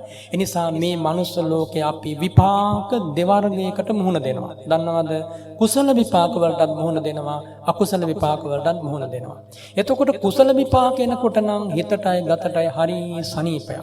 අකුසල විපාක එනකොට හිතට ගතට හරි පීඩාවක්. දැන් මේ විපාක දෙකම පුද්ගලයා කරා මේ ජීවිතේ පැමිණෙනවා. අඩු වැඩි වශයෙන්. එතකොට පින්වතුනි අපි මේ ධර්මය තුලින් මේ ධර්මය ඉගෙන ගන්නේ ඔය කාරණා ඔක්කොම තේරුම් ගැනීම පිණිස. එනිසා මේ ආදරණීයන් හිතන්ට ඕනි මේ ජීවිතය තුල මෙතෙක් සිද්ධ වෙලා තියෙන කිසියම් ඌම අඳුරු පාප ධර්මයක් තියෙනවා නම් අයින් කරගන්න බැරි වැරද්දක් තියෙනවා නම් පින්වතුනි අඩුම තරමේ ඒ වැරද්ද අයින් කරගන්නවා කියලා හිතා අදිෂ්ඨාන කරමින් හෝ හික්මෙන්ට ඕන. බැරි වෙයි දවස් දෙකකින් සමහරට මාසකින්වත් බැරි වෙයි. සමහරට තව අවුරුද්දකින්වත් බැරි වෙයි. පින්වතුනි එහෙම බැරි වුණත් ඒ උනන්දුවේ උත්සාහය තියාගන්න. ඒක මෙහෙම දෙයක්. අපි හිතමුකෝ පින්වතුනි දැන් කෙනෙක්ගේ අතින් මොකක් හරි වැරද්දක් සිද්ධ වෙනවා. ඒක නිතර සිද්ධ වෙනවා. ඒ අකුසලයක් කියලා හඳුනා ගන්න ඕනේ. මේක අකුසලයක් කියලා හඳුනාගෙන අකුසලයේ මේක මට බිහිසුන විපාක ලැබෙන දෙයක් කියලා හඳුනා ගන්න. නමුත් ඒකට ඇබ්බැහි වෙලා ඉන්නේ. අමාරුවෙන් තමයි මේ ගැලවෙන්න ඕනේ. නමුත් හරි අමාරුයි. හිතන්න ඕනේ මෙහෙම. එක දවසක් අරගෙන හිතන්නේ අද දවසේ මේ වැරද්ද මම කරන්නේ. නමුත් දවසේම කරන්නේ නැතුව ඉන්න බැරි වෙයි. මේ වරුවේ මම මේ වැරද්ද කරන්නේ. ඔන්න දැන් මේ වරුවේ වැරද්ද යා කළේ නැහැ. ඒ වැරද්ද අවංකවම අපි හිතමුකෝ එක ශික්ෂාපදයක්. ඒ ශික්ෂාපදේ එයා සමාදන් වෙලා ආරක්ෂා කරන මම මේ වැරද්ද කරන්නේ නැහැ කියලා. මම මේවට පින්වතුනි උදාහරණ සපයන්නේ නැහැ. උදාහරණ සපයන්නේ කිව්වොත් ඒක ඕපාදූප කතාවක් වෙන්න පුළුවන්. ඒ නිසා වැරද්ද මොකක්ද? මොකටද මම මේ මොන වැරද්දටද මම හසු වෙලා ඉන්නේ? කොහොමද මට අත මිදෙන්න බැරි? ඒව Taman තේරුම් ගන්න ඕනේ. එතකොට පින්වතුනි හිතන්න ඕනේ මේ උදේ වරුවේ මම මේ වැරද්ද කරන්නේ නැහැ. අපි හිතමුකෝ මෙහෙම දෙයක් තරහක් එනවා නිතර තරහ එනවා. එතකොට එයා හිතන්නේ මේ උදේ වරුවේ මම අද තරහ ගන්න නැතුව ඉන්නවා. මොන දැන් අමාරුවෙන් මොන තරම් අරමුණු ආවත් තරහ ගන්නෙ නැහැ. ළඟට ඇවිල්ලා අතින් පයින් පහරක් දුන්නත් තරහ ගන්නෙ නැහැ.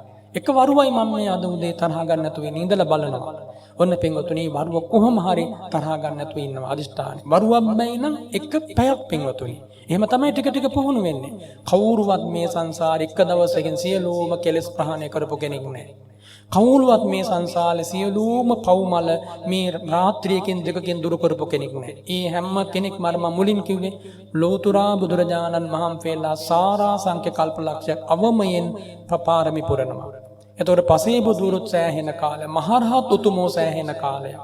ගිහි ගෙදර ඉඳන් මගපල් ලැබපු අයත් කල්ප ගණනක් සිල් රැකලා ගුණ පුරුදු කරලා අඩුපාඩු දුරු කරලා ආපු ගමනක් පින්වතුනි. ඔය සාරිපුත්තු ස්වාමීන් වහන්සේ ඉන්නේ. සාරිපුත්තු ස්වාමීන් වහන්සේ පෙර ජීවිතයක සාරිපුත්තු ස්වාමීන් වහන්සේ පාරමී පුරන කාලේ එක දවසක් මත්ද්‍රව්‍ය භාවිතා කරලා, ඒ කියන්නේ මත් වතුරක් පානය කළා හොඳටම මත් වෙලා නොකල යුතු වැරද්දක් කළා. ඊටාම හීන වැරද්දක් කළා. එතකොට දැන් සිහිය ආවට පස්සේ තේරුණා මම මේ කලේ බරපතල වැරද්දක් නේද. ඊට පස්සේ ඉදා අදිෂ්ඨාන කළා මම නිවන් දකින්නකම් ආයේ මේ වැරද්ද කරන්නේ නැහැ කියලා. එදා ඉඳන් ඒ අදිෂ්ඨානය කළාමයි පින්වතුනි පිරිනිවන් පා යම් දවසකද මේ ශාසනය පැවිදි වෙලා පිරිනිවන් පෑවේ. ඒ මේ ශාසනයට පැමිණෙන තුරාවට ඒ වැරද්ද කළේ නෑ. මේ ශාසනය කොහොමත් වැරදි කරන තැනක් නෙවෙයි. ඔය ධම්ම භණ්ඩාගාරික ආනන්ද ස්වාමීන් වහන්සේ ජීවිත ගානකට එහා පැත්තේ පින්වතුනි වැරදි කාම සේවනයක් සිද්ධ වුණා. සිද්ධ වුණාට පස්සේ ඒ ජීවිතේ කොහොම හරි ඒ ජීවිතෙන් පස්සේ මොකක් හෝ පින්කමක් මුල් කරගෙන සුගතිය ගියා. ඊළඟ ජීවිතේ අර කලින් ජීවිතේ කරපු අකුසලය නිසා අපාය යන්න සිද්ධ වුණා. අපායේ ගිහිල්ලා විඳවලා ආය ඇවිල්ලා පින්වතුනි ආත්ම භාව ගානක් දුක් විඳලා කාන්තාවක් බවටත් පත් වෙලා එතනත් අනන්ත දුක් විඳලා තමයි ආයමත් ඔය පාරමී භූමියට ඒ උතුමන් වහන්සේ වැඩම කළේ. මම මේ සිහි කළේ කළ පින් ඇති පාරමී පිරු උතුමන්ට පවා පින්වතුනි නිවනින් නිවෙන තුරුම ඒ මගඵල සාන්තිය ලැබෙන තුරුම වරදින්න ඉඩකඩ තියෙනවා. වැරදිච්ච නැති කෙනෙක් නැහැ. ඒ නිසා මෙතන ඉන්න කවුරුවත් වෙච්ච වැරදි ගැන පසුතැවෙන්නේ නැහැ. ඔන්න ඔක තමයි ජයග්‍රහණයක් ලබන ජීවිතයේ ස්වභාවය. කිසිම වැරද්දක් වෙලා තියෙනවා නම් පසුතැවෙන්නේ නැහැ. හැබැයි පසුතැවෙන්නේ නැහැ කියන එකෙන් අදහස් කරන්නේ ඒ වැරද්ද නොසලකා සිටිනවා කියන එක නෙමෙයි. ඒ වැරද්ද නොසලකා නොසිට ඒක වැරද්දක් ඇටියට දැකලා අමාරුවෙන් නමුත් එක වරුවක් මම මේ වැරද්දෙන් අත මිදෙනවා. එක දවසක් මම මේ වැරද්දෙන් අත මිදෙනවා. අපි හිතමුකෝ දැන් මේ හැම කෙනෙක්ම දන්නවා අපේ මේ ශාසනය කියන්නේ බොහෝම සංවිධානාත්මක ප්‍රතිපත්තියක් ඇති උතුම් අරමුණක් වෙනුවෙන් ශ්‍රාවකයන් හික්මවන තැනක්. එතකොට ගිහි පැවිදි අපි සියලු දෙනාටම ශික්ෂාපද සමූහයක් තියෙනවා. සිතට, කයට, වචනයට පමුණුවා ගත යුතු ප්‍රතිපදාවක් තියෙනවා. ඊතා සුපැහැදිලි ආවසානික පරමාර්ථයක් තියෙනවා. ඒ වෙනුවෙන් යන මඟ මනාව බුදුරජාණන් වහන්සේ දේශනා කළා තියෙනවා. ඒ මාර්ගයේ ගමන් කරපු අප්‍රමාණ ශ්‍රාවක පිරිසක් ඒ පරම ශාන්තිය වෙත සැපත් වුණා. එතකොට පින්වතුනි මම කියන්නේ අපි අපේ ජීවිතවල කිසියම් ඕම වැරද්දක් අඩුපාඩුවක් මගහරවා ගැනීම පිණිස කල්ැතිව මේ වැරද්ද හඳුනාගෙන එයින් අතමිදීම පිණිස කිසියම් උත්සාහයක් කැපවීමක් තියෙන්න ඕනි. ඒ උදෙසා ජීවිතයේ ප්‍රතිපදාවක් අවශ්‍යයි. ඒක තමයි බුදුරජාණන් වහන්සේ අපට දේශනා කළේ නිති පන්සිල් රැකෙමින් බොහෝය අටසිල් රැකෙමින් ගිහි ශ්‍රාවකයා ගිහි වත සම්පාදනය කරන්න ඕනේ කියලා. මොකක්ද ගිහි වත කියන්නේ පින්වතුනි? ගිහි කෙනෙක් ගිහි ගෙදරින් ඉඳන් නිරන්තරයෙන් පංචශීලය ආරක්ෂා කරමින් ඒ උදෙසා මඟ පෙන්වීම ලැබෙන්නේ බුදුරජාණන් වහන්සේගෙන්, ධර්මයෙන්, සංඝ රත්නයෙන්. ඒ නිසා සියල්ලට ඉහළින් මම බුදුරජාණන් වහන්සේ නම් වූ උතුම් සම්බුදු මැණික සරණ කොට පිහිට කොට මම මේ ජීවිතේ වාසය කරනවා. ඒ යමා ධර්මයේ නැමැති ප්‍රදීපය, ප්‍රදීපා ලෝකේ රශ්මි ප්‍රභාමය එළියකොට මම මේ ජීවිතේ වාසය කරනවා. ඒ අතිපූජනීය මහා සංඝරත්නයේ නැමැති සත්පුරුෂ සමූහය ඇසුරු කරමින් මම මේ ජීවිතේ වාසය කරනවා. ඒකට කියනවා තිසරණේ ලැබීම කියලා. ඒ තිසරණේ හින්දානේ අපිට මේ හැම දෙයක්ම ලැබුණේ. බුදුරජාණන් වහන්සේ පහළ වුණ නැත්නම් අපි අද මේ බණ මඩු එකතු වෙන්නේ නැහනේ. බුදුරජාණන් වහන්සේ ධර්ම දේශනා කළේ නැත්නම් අපිට අද මෙහිම දහමක් ඇහෙන්නේ නැහනේ. මහා සංඝරත්නයේ මේ පොළවේ නොහිටියා නම් අද වෙනකම් මේ ශාසනය පවතින්නේ නැහනේ. එනිසා පින්වතුනි තිසරණේ හින්දා තමයි මේ ඔක්කොම පිහිට අපිට ලැබුණේ. එනිසා ඒ තිසරණේ පිහිටාගෙන උතුම් සීලය ගිහි ගෙදර ඉඳගෙන හැකි උපරිමයකින් මේකට පින්වතුනි උත්සාහවත් වෙන්න. වරදින්න පුළුවන්, වැටෙන්න පුළුවන්. එක කවුරුවත් මෙතන නැහැ. ඉපදිච්ච දවසේම ආය කිසිදාක නොවැටීම පිණිස නැගිටපු අය. එක සැරින්ම නැගිටපු කවුරුවත් ඉන්නවද? නැහැ. 100,000 වාරයක් වැටිලා තමයි අන්තිමට නැගිට්ටේ.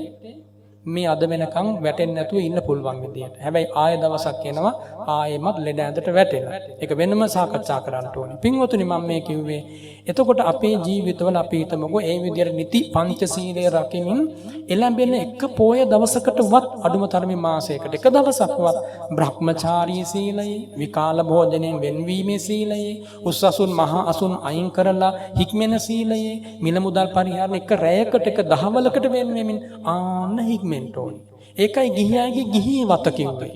එතකොට අඩුම තරමින් පින්වතුනි ඒ කාලේ නම් මේ පොළවේ හිටපු මිනිස්සු මේ බුද්ධ ශාසනයේ හැමදාකම එක බත් හැන්දක් හරි රහතන් වහන්සේ නමකට පූජා කරගත්තා. ඒ වාසනාව එදා මිනිසුන්ට තිබුණා පින්වතුනි. ඒ වාසනාව ඔවුන්ට ලැබුණේ රහතන් වහන්සේලා මේ පොළවේ අනුකම්පාවෙන් ගෙපිලි වලින් පින්දපාත වැඩම කරපු කාලයක් තිබුණා මේ පොළවේ. එදා හිටපු මිනිස්සු සමහරට බෙදාගත්ත බත් පිගානෙන් පින්වතුනි එක බත් හැන්දක් ගිහිල්ලා පාත්‍රයට පූජා කළා. ඒ බත්තැන්ද පූජා කිරීමම හේතු වුණානේ මේ ශ්‍රාවකයාට සසරම දිනන්න පින්වතුනි. මේ පින කියන එක මහ පුදුම දෙයක්. ඒක මේක පුංචි පිනක් කියලා කවදාමත් එපා පින්වතුනි. ඒක අවඥාවට ලක් කරන්න. මාව මඤ්ඤේද පුඤ්ඤස්ස නමන්තං ආගමිස්සති. ඔන්න හිතන්න ඕනේ. පිනට කවදාමත් අවමන් කරන්න එපා. අපි හිතමුකෝ මේ බත් ඇටයක් කුහුඹුවෙකුට කන්න ලං කරනවා. බුදුරජාණන් වහන්සේ දේශනා කළා මාතරම් දානෙහි අනුහස් දන්නා කෙනෙක් මෙදියත වේනම් ඔහු Taman ආහාර අනුභව කරලා පිගාන කෝප්පේ හොදලා විසිකරන ඉඳුල් වතුර ටිකේ ඇති කිසියම් ආමිෂයක් බත් මාළු පිනක් ආදියක් වේනම් මෙයද සත්වයන්ට ආහාර වේවා කියලා එයා එහෙම තමයි පිළිපදින්නේ දාන ආනිසංස දන්නවා. බෙදාගත්ත බත් පතෙන් බත් කටක්වත් තිරිසන් සතෙකුටවත් නොදී කන්නේ නැහැ. දාන ආනිසංස දන්නවා. ওই පින්වතුනි අනුරාධපුර කාලේ හිටියා එක්තරා මේ රාජපුරුෂයෙක්. ඒ කියන්නේ රජතුමාගේ රාජසභාවේ වැඩ කරන පුරුෂයෙක්. එතුමා එක්තරා ඈත ගම්මානයකට ගියා ගම්මුලා දෑනියා හම්බ වෙන්න. ඒ ගම්මුලා දෑනියා මෙතුමා බොහොම ගෞරවයෙන් පිළි අරගෙන රාජපුරුෂයෙක්නේ. ඒ නිසා තාම ප්‍රණීතව බතක් මාළු පිනක් සම්පාදනය කරලා කෑම වේලක් බෙදලා දුන්න හොඳ ආසනයක් පනවලා. දැන් බඩගිනි දුර ගමනකුත් ඇවිල්ලා. ඉතින් මේ පිගානක් පිරෙන්න ඊටාම උණුවේ ප්‍රණීත රස ව්‍යංජන සමග ආහාරයක් බෙදලා දෙනකල මේක අනලා කන්න හදනකොටම පින්වතුනි පළමු බත් කට කන්න හදනකොටම ඒ ගෙදර හිටපු බැල්ලියා මේ පුද්ගලයා ළඟට ඇවිල්ලා වල්ගෙය වනනවා. දැන් බඩගින්නේ ඉන්නේ හොඳටම. හැබැයි දැන් තරහකුත් හිතේ ඇති වුණා. මේ කන්න හදනකොටම මේ බැල්ලි ළඟට ආවනේ කියලා. පින්වතුනි අර අනලා ගුලි කළා ගත්ත බත් ගුලියෙන් දමලා ගැහුවා මේ බැල්ලිට. ගැහුවාම මේ බැල්ලි දන්නේ නැහැනේ ගැහුවයි කියලා. අර බත් ඇටෙන් ඇටේ අහුලලා එකම බත් ඇටයක්වත් මග හැරෙන්නේ නැතුව මේ බැල්ලි ඔක්කොම කෑවා. දැන් ඒ අතර අර පුද්ගලයා අර ප්‍රණීත ව්‍යංජනත් සමග බත් ටිකක් අනලා කටේ තියලා එක බත් කටක් හපලා ගිල්ලා. මේ පුද්ගලයාට දැනුණ මේ ආහාරය මොන තරම් රසවත්ද කියලා. දැන් බඩගින්නේ ඉන්නේ ආහාරයේ උණුවට තියෙනවා රසවත්ව තියෙනවා. ඉතින් මේ පුද්ගලයා කල්පනා කළා අහෝ මම මේ බැල්ලියට දමා ගැහුවා. මේ බත් ගුලියකින් ගැහුවේ මේ බැල්ලි ඇටයක් නැතුව අනුභව කළානේ. හිත පැහැදුනා. දමා ගහපු දේ පිළිබඳව හිත පැහැදුනා. පින්වතුන්ලා දන්නවද මේ පුද්ගලයා පස්සෙත් කුසල් කරන්ට ඇති. ඒ ජීවිතෙන් පස්සේ ආයෙමත් මනුස්ස ලෝකෙ ඉපදුණා. මනුස්ස ලෝකෙ ඉපදිලා පින්වතුනි මට මතක හැටියට ඔහු මහාන වුණා. මහාන වෙලා අර බැමිණිතියා සාගතේ කියලා දුර්භීක්ෂයක් ආවේ ලංකාවට. අන්නේ කාලේ කන්න බොන්න නැහැ. ඉතින් මේ භික්ෂූන් වහන්සේට කොහොම හරි එක්තරා වෘක්ෂ දෙවියෙක් අවුරුදු 12ක් දන් දුන්නා කියනවනේ. මනුස්ස වේසයෙන් මහ පොළොවේ ඉඳගෙන දන් දුන්නා කියනවා.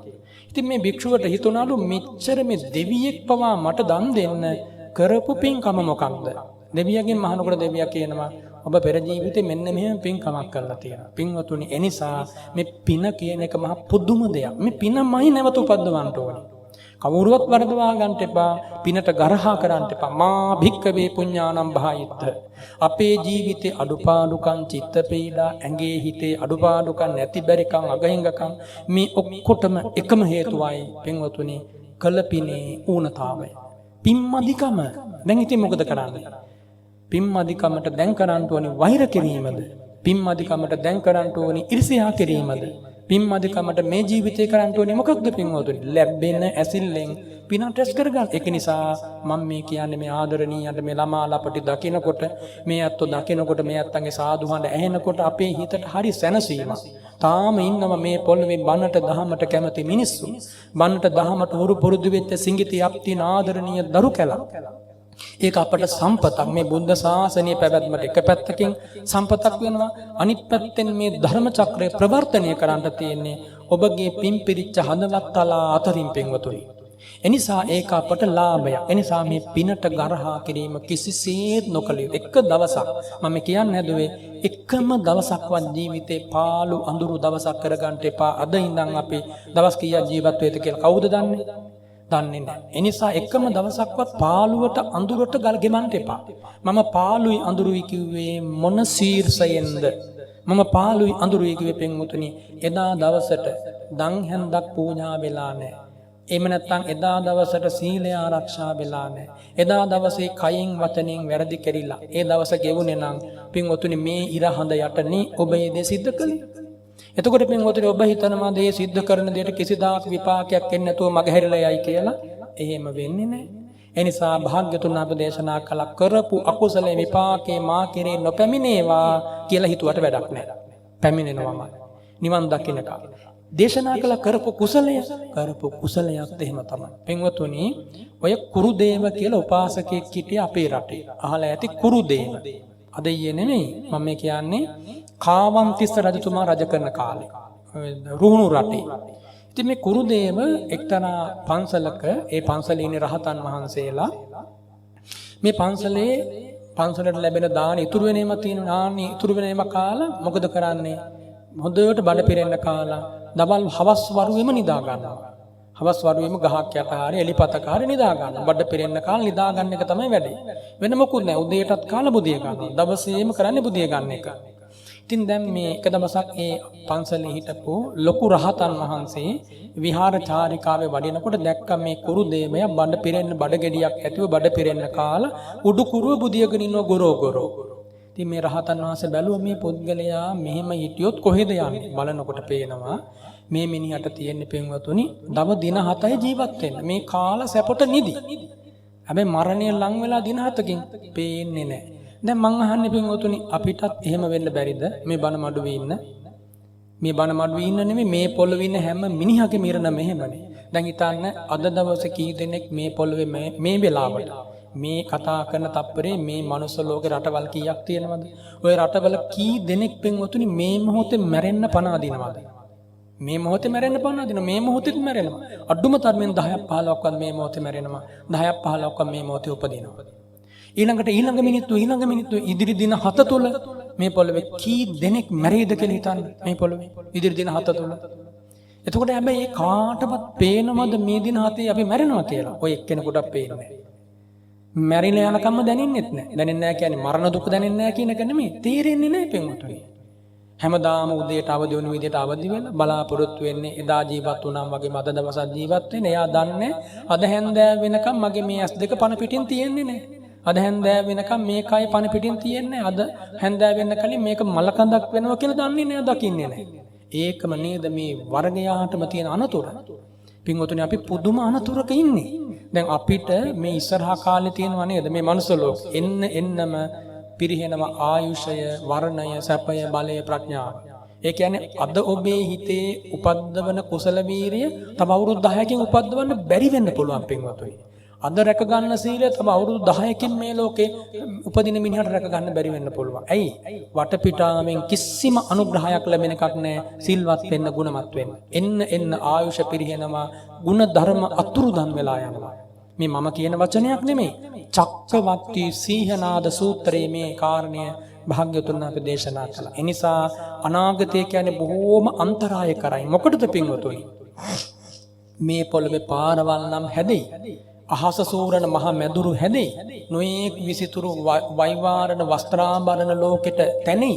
යාන වාහනත් වඩා විසිතුරුව හැදෙයි. කෑම බීම වර්ගත් ලෝකෙට එකතු වෙයි. පින්වතුනි හැබැයි එක දෙයක් නැති වෙනවා. ඒ තමයි සත්පුරුෂකම, ගුණධර්ම, සීලවන්තකම නැති වෙනවා. ඒක එන්න අතුරුදන් වෙනවා. දැන් බලන්න මෙතන ඉඳන් අපි අතීතයට ගියොත් අවුරුදු 1500කට එහා පැත්තට අපි ගියොත් අනුරාධපුර කාලේ. ඒ කාලේ රහතන් වහන්සේලාගේ යුගය, සත්පුරුෂයන්ගේ යුගය, රන්මැලි මහා සෑය බැඳිච්ච යුගය, මහ බෝධීන් වහන්සේ වැඩම කරපු යුගය. මේ අහසින් රහතන් වහන්සේලා දිගන්තයට අනුකම්පාවෙන් වැඩම කරපු යුගය. පින්වතුනි කෝයේ අද ඒ ඉතිහාසය මොකක්ද එහෙනම් ඇත්තටම දිනුව කිව්වට මොකක්ද දිනුව? මිනිස් මනස එන්නම අකුසලයෙන් අඳුර වෙනවා නම්, පිරිහෙනවා නම්, පාපයෙන් වසා ගන්නවා නම් කිසිම දිනුවක් නෙමෙයි ඒක. ඒක පරිහානියක්. ඒ නිසා මෙසම්බුදු සසුනේ දිනුව මනින මිම්මත් පරිහානිය මනින මිම්මත් පින්වතුනි බාහිර ලෝකයාගේ මිනුම් දණ්ඩක් නෙමෙයි. බාහිර ලෝකයා දිනුව මනින්නේ පින්වතුනි භෞතික දේවල් වලින්. මේ ශාසනය දියුණුව මනින්නේ ආධ්‍යාත්මික ගුණයෙන්, සත්පුරුෂකමෙන්, සිල්වත්කමෙන්. සංයමයේ කෙතෙක්ද, ඉවසීම කෙතෙක්ද, සංවරයේ කෙතෙක්ද, ඒ වගේම මව්පියන්ට සැලකීම කෙතෙක් දුරට තියෙනවද, සංඝයාට ගරු කිරීම කෙතෙක් දුරට තියෙනවද, මිනිසා පිනට දහමට කෙතෙක් දුරට නැඹුරු වෙනවද, අන්න එතනින් තමයි මේ ශාසනය දියුණුව මනින්නේ. කොටින්ම කියනවා නම් මේ ශාසනයේ ධනය කිව්වේ, සම්පත කිව්වේ සීලයට. පවට ලැජ්ජාවීම ධනයක්. පවට බියවීම ධනයක්. ඊළඟට පින්වතුනි ශ්‍රද්ධාවන්තකම ධනයක්. ඊළඟට කුසල වීරිය ධනයක්. මේ බණ මඩුවට එන්න සිත පහළ වීම ධනයක්. මේ බණ පදයේ සත්පුරුෂ චේතනාවෙන් ඇසීම ධනයක්. මේ එකතු කරන්නේ කුසලයේ නැමැති උලාර ධනයයි. ඒක තමයි මේ ජීවිතේ ධනවත්කම මනින්නේ ධර්මයේ තුලින්. හැබැයි ධර්මයෙන් පරිබාහිරව ධනවත්කම් වෙන්නොත් ඒක වෙනමම මිම්මක්. එනිසා ඒ මිම්ම අපට අදාළ නෑ පින්වතුනි. මම මේ කියන්නේ දහම් ඇසින් ජීවිතේ බලන උදවියට. එනිසා බුදුරජාණන් වහන්සේගේ මේ අමා ධර්මයට අනුව පින්වතුනි අදට වඩා හෙට දවසේ දන් දෙන එක පහසුවක් නෙමෙයි අපහසුවක් වෙනවා මිසක් මේ යන ගමනත් එක්ක. ඇයි එන්න මිනිසාගේ ආයුෂ බසිනවා පහලට. අඩු වෙලා යනවා. ආයුෂ වැඩි වෙන යුගයක නම් අදට වඩා හෙට දවසේ අනිද්දා දවසේ ඊළඟ අවුරුදු 10 සත්පුරුෂ ධර්ම පුරන්න ඉඩ අවකාශය සැලසෙනවා. දැන් මේ යන විදියට ගත්තොත් ලෝකේ හැම රටක් ගැනම හැම මිනිසෙක් ගැනමයි මේ කියන්නේ පින්වතුනි. කෙනෙක් දෙන්නේ රටක් රාජ්‍යයක් සීමා කරලා නෙමෙයි. සමස්ත මිනිසාගේ ආයුෂය, වර්ණය, සැපය, බලය, ප්‍රඥාව පිරිහෙන්න අකුසලයේ වැළඳ ගන්නවා. අකුසලයෙන් අත මිදෙන්න වීරිය නැහැ. කෙලෙසෙන් වැසිලා යනවා. කෙලෙසෙන් අත මිදෙන්න වීරිය නැහැ. දැන් බලන්න මේට අවුරුදු මෙතන ඉන්න මේ අම්මලා තාත්තලාට මතක ඇති අවුරුදු 25කට 30කට එහා පැත්තේ අපි මේ පොළවේ ඇවිද ගියානේ.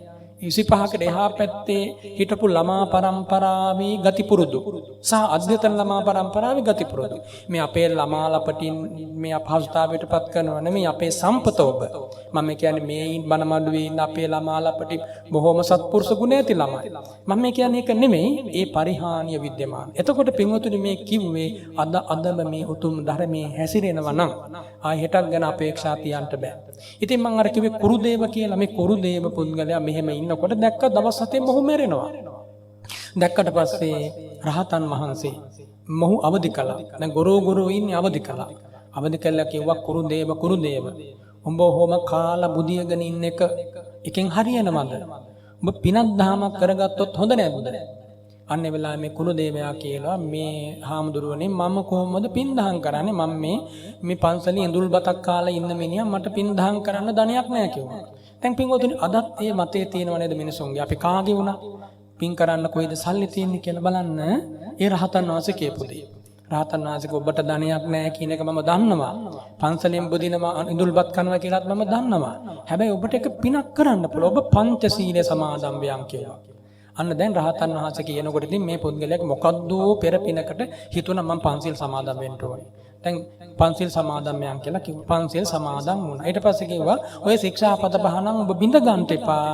ආරක්ෂා කරගනින් තව දින 6-7කට වැඩියෙන් ඔබේ ආයුෂ පේන්නේ නැහැ කිව්වා. ඊළඟට කිව්වා දැන් කොහොමද දානේ මේ මිනිස්සයාට හුරු කළේ කිව්වා. උඹ දැන් මේ පන්සලෙන් බත්පතක් බෙදාගෙන හැමදාම උදේට හවස බඩ පිරෙන්න කනව නේද? ඔව් කනවා කිව්වා. ඔය බත් ටික බෙදාගෙන බත් ටික බඩ පිරෙන්න කාලා අන්තිමට බත් කටක් ඉතුරු කරන්න කිව්වා. අන්තිමට බත් එකක් බත් අහුරක් ඉතුරු කරලා මේ ළඟින් ගලාගෙන යන ගංගාවේ ඉන්නව නේද අසබල් වලේ මාළු. ආන්නේ මාළුන් ළඟට අරන් ගිහලා මේ මාළුන්ට ආහාර වේවා කියලා විසි කරන්න කිව්වා. දැන් මේ පුද්ගලයා දැන් මේක පිළිගත්තා. පිළි අරන් උදේටත් මාළුන්ට බත් අහුරක් දානවා. දවල්ටත් මාළුන්ට බත් අහුරක් දානවා. සමහර විට දවල් දාන ටිකක් බෙදාගෙන කැම ටිකක් බෙදලා තියා ගන්න ඇති රැයට කන්නත් ඒකෙනුත් බත් අහුරක් දානවා. දැන් ඔන්න පළවෙනි දවසේ ගෙවුණා.